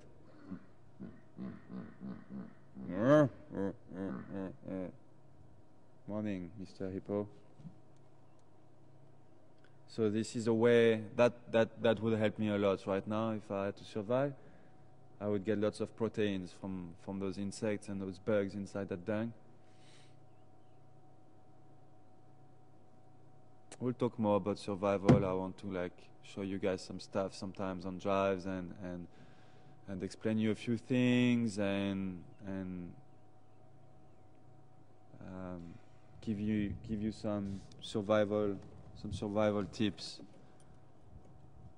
What to do, how to do it, when to do it, why, and it's just kind of stuff that I like, always liked it, and I like to share that with you. I'm not saying I've got much experience, I've not been really in survival situations, but any one of us can be one day in a survival situation, and it's always good to know a few tips. And the tips I will be giving you, some of them will only work for Africa, but some of them can work anywhere in the world. So, all right, let's maybe carry on with our drive.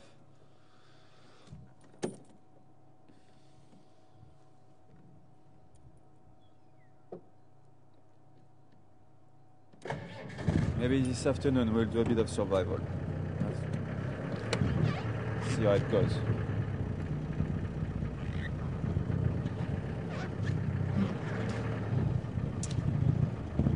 I'd like to share this with you actually. Yesterday afternoon, every day we get some graphics about previous days, numbers of viewers, and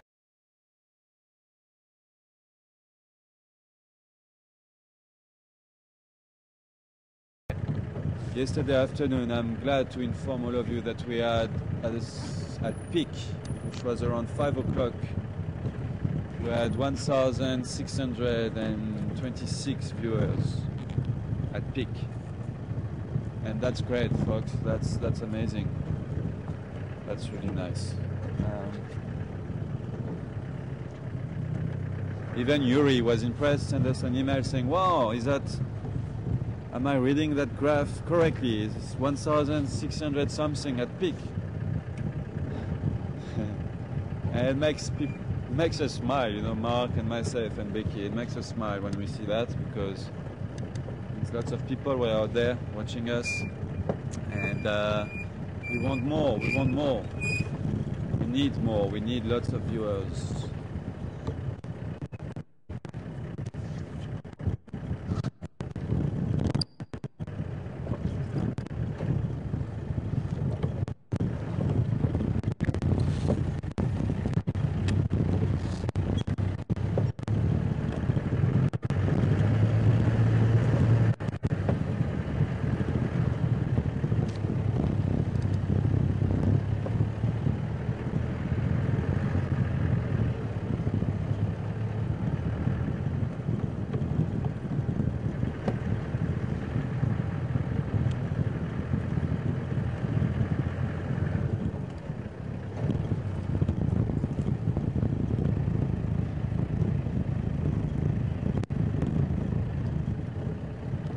Morning, Jojo. Welcome on board. Jojo wants to know if giraffe forms territory. No, they're not really territorial. They get territorial during the mating season, but otherwise they're not really territorial. I'm not too sure if I understand what you mean by how many necklaces do the lady wear. Alright, maybe as a joke. Okay. Yeah, they could be wearing lots of necklaces, eh? Like the Maasai people, you know? The Maasai people wear a lot of necklaces to make their neck long. So imagine a giraffe with all of those rings around the neck. Well, if I had to design a giraffe,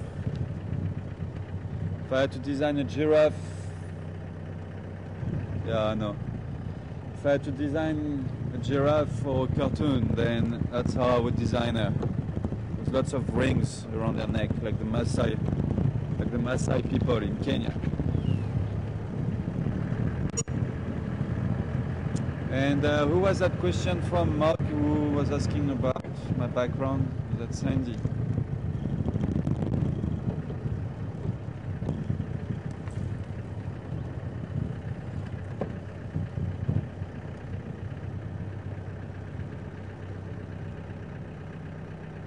The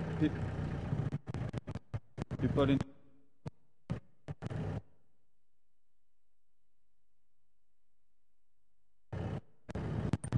this picture, okay. Well, let's not stay here.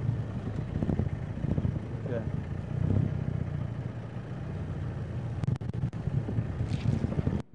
All right.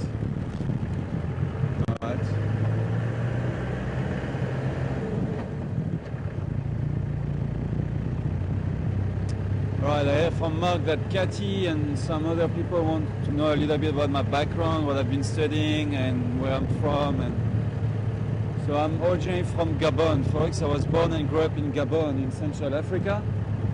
And I've always been studying wildlife conservation in France first, when I left Gabon when I was 15 years old to go and study in France.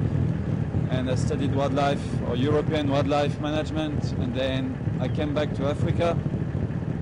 And I studied wildlife conservation in Africa, in Cameroon, for 2 years. Got involved in a bit of anti-poaching there as well in Chad. And then went back to Gabon, where I worked on a gorilla project, where we had to reintroduce a gorilla family from a scientific center, research center, to a controlled island in the wild.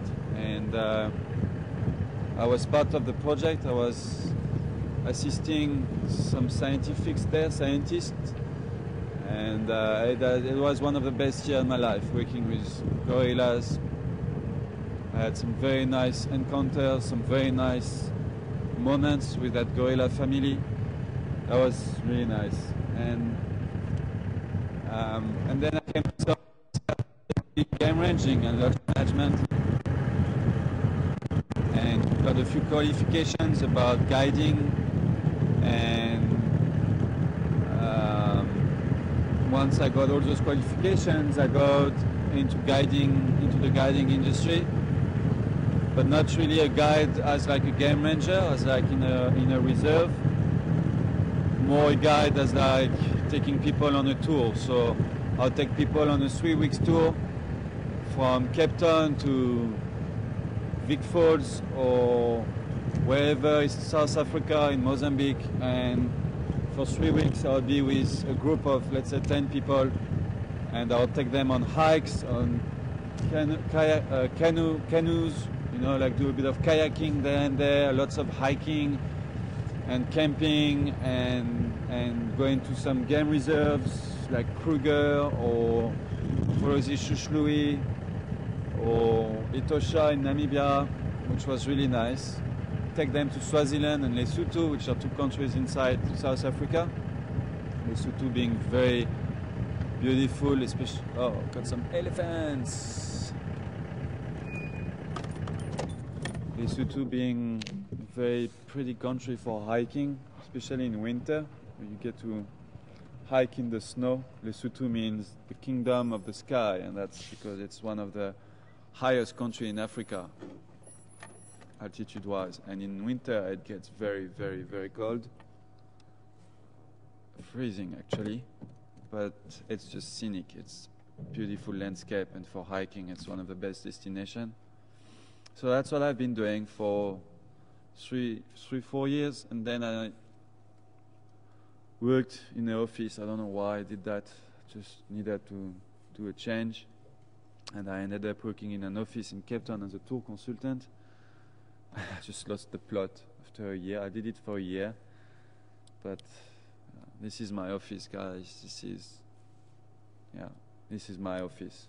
I can't work in a proper office, closed roof, and sitting behind a computer the whole day. And I was selling packages. I can kind of do it when I have to edit. I've done it a few months ago. I spent a lot of hours and long nights behind computer doing a lot of editing, and that was fine because I like editing. So at least I was still doing something that I like doing, and I was still in the bush anyway. I mean, I walk outside FC and I could see warthogs and different kind of antelopes. Don't really have a nice view of those elephants, unfortunately, and we can't go there. They are not in our property. They are on the other side. I can't traverse there. We don't have the right. So I don't know. Maybe if I reverse a little bit. Let's try reverse. See if we can see better. And so after a year working in that office selling packages to people, which I enjoyed at the beginning because I've been on the road for like 3 years, 4 years, so I knew lots of places and I enjoyed selling packages to them. I was a good salesperson. I knew what I was talking about. So I could come up with some very nice tours and places to travel to, and so I enjoyed it for a few months, and then I just started hating it, and I quit my job to go into wildlife filmmaking. Did a 1 month course in Entabeni Game Reserve where you learn how to make a documentary from scratch and write down a script, film, and edit it and put it on a DVD and everything. So I learned a lot there, and then I went back to Cape Town, worked a little bit on a great white shark project for National Geographic. Was working with Africa Wildlife Films. We were making a documentary about great white sharks. So I did a bit of help there. I was an assistant. Of course, my experience wasn't much. So, but that's how you start in a new industry. And still learned a lot. And I was with them on the boat every day. So had lots of very nice sightings of whales and dolphins and sharks and seals. It was really awesome.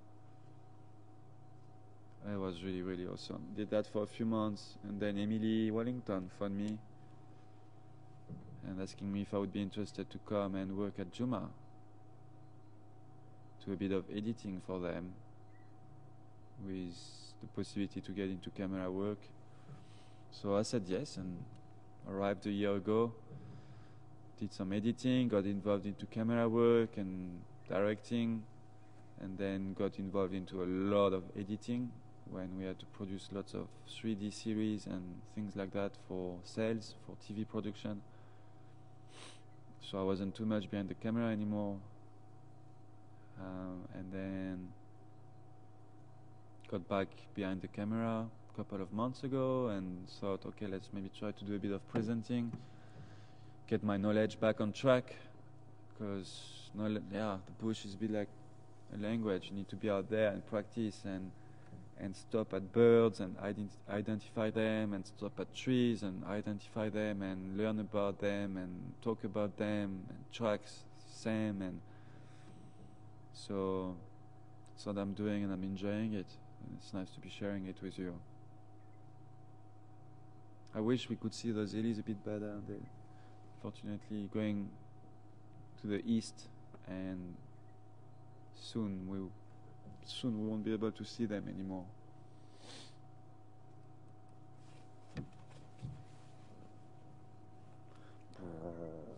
Did you hear that, guys? Probably not. It's quite far. Rumbling. One of the best sounds in the bush. I love it.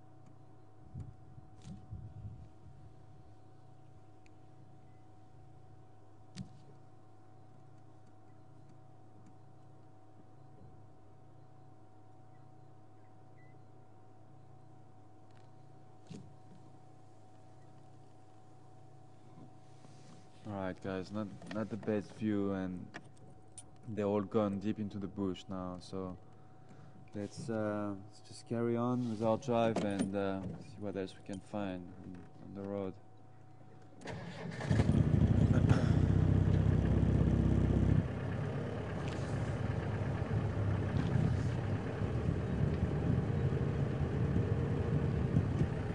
So this is what elephants do. Quickly can show you on the left. Push a tree down just to get to the bark and the leaves. That happened quite a while ago though. It's not really recent. Or actually it could be because of the fire. So that tree was quite burnt by the fire, and then the elephant just came and pushed it forward to get access to the bark, maybe strip a little bit to strip the bark.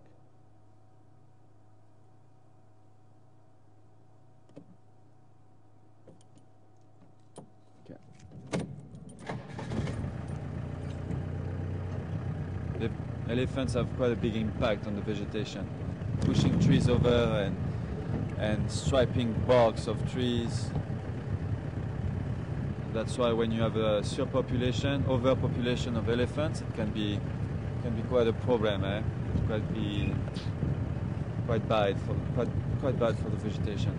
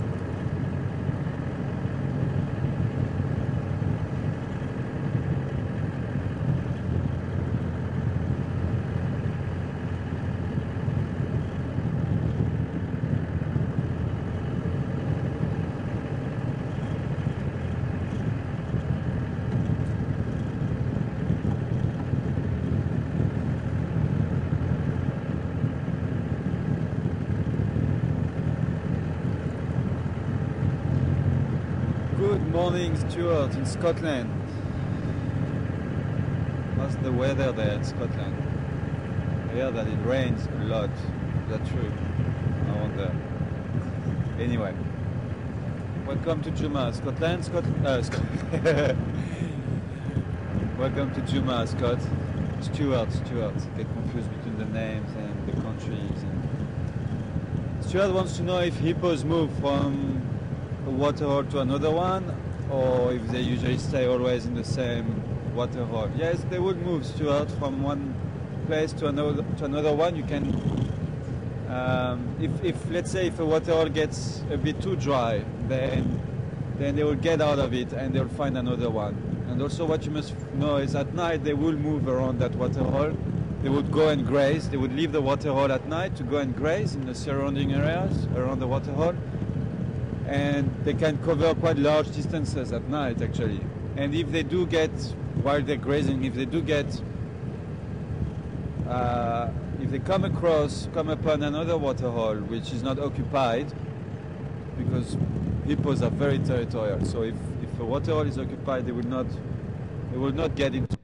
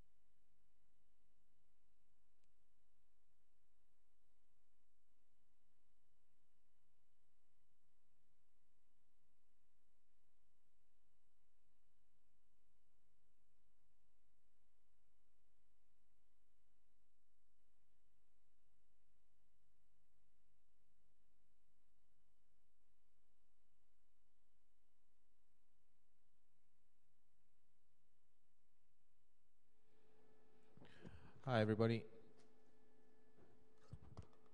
Mark, yeah, sorry about that. Looks like we're having a bit of a problem from the vehicle. I'm going to try and cut back to Seb for a few minutes. I think we have a battery issue. I think this could be my fault from, I might have made a mistake putting it on charge last night. But anyways, we're going to cut back to Seb and we'll see what we can do. We might only be able to go on for a couple of more minutes just for Seb to say goodbye. And I'll be back after the end of drive.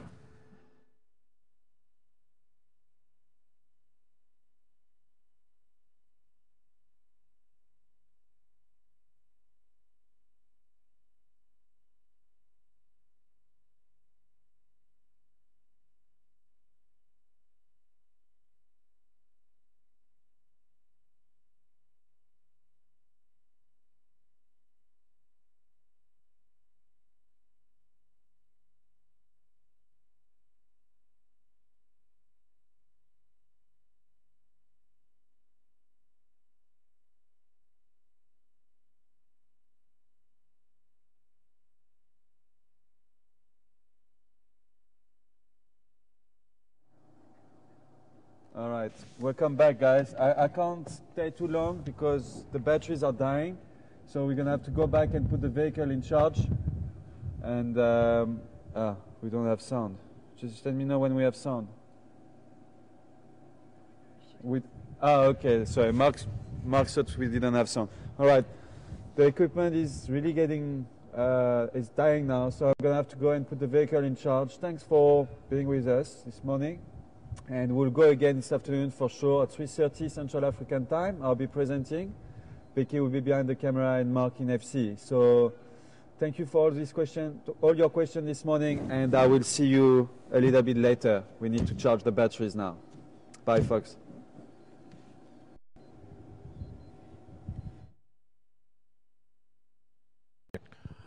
Hi, everyone. Oh, that's why I don't get sound, because I turn the speakers down to talk to you, and then when I get back to Seb, I don't hear anything. Hi, all. Hope you enjoyed the morning with Seb and Becky. Wonderful to see those hyenas again.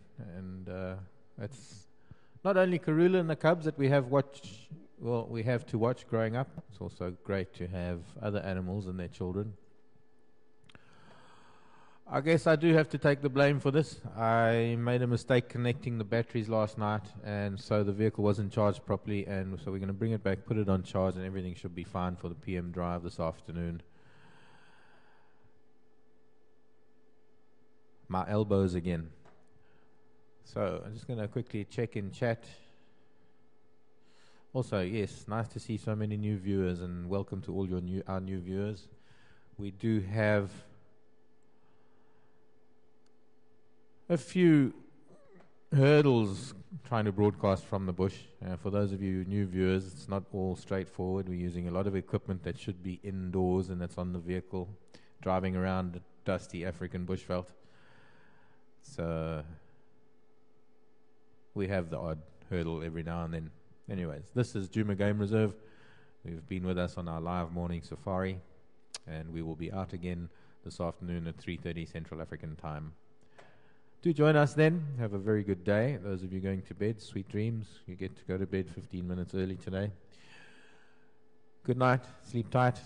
And for those of you who might be visiting or have contact with Tim or Libby or any of Shelley's family, please pass on our best to both ladies. Hope that they are recovering well and not too nauseous after anesthesia, etc., etc. I am following progress on the Facebook page for Sydney, and I'll keep up with that during the day. Other than that, talk to you later. Have a lovely day. Good night. Goodbye.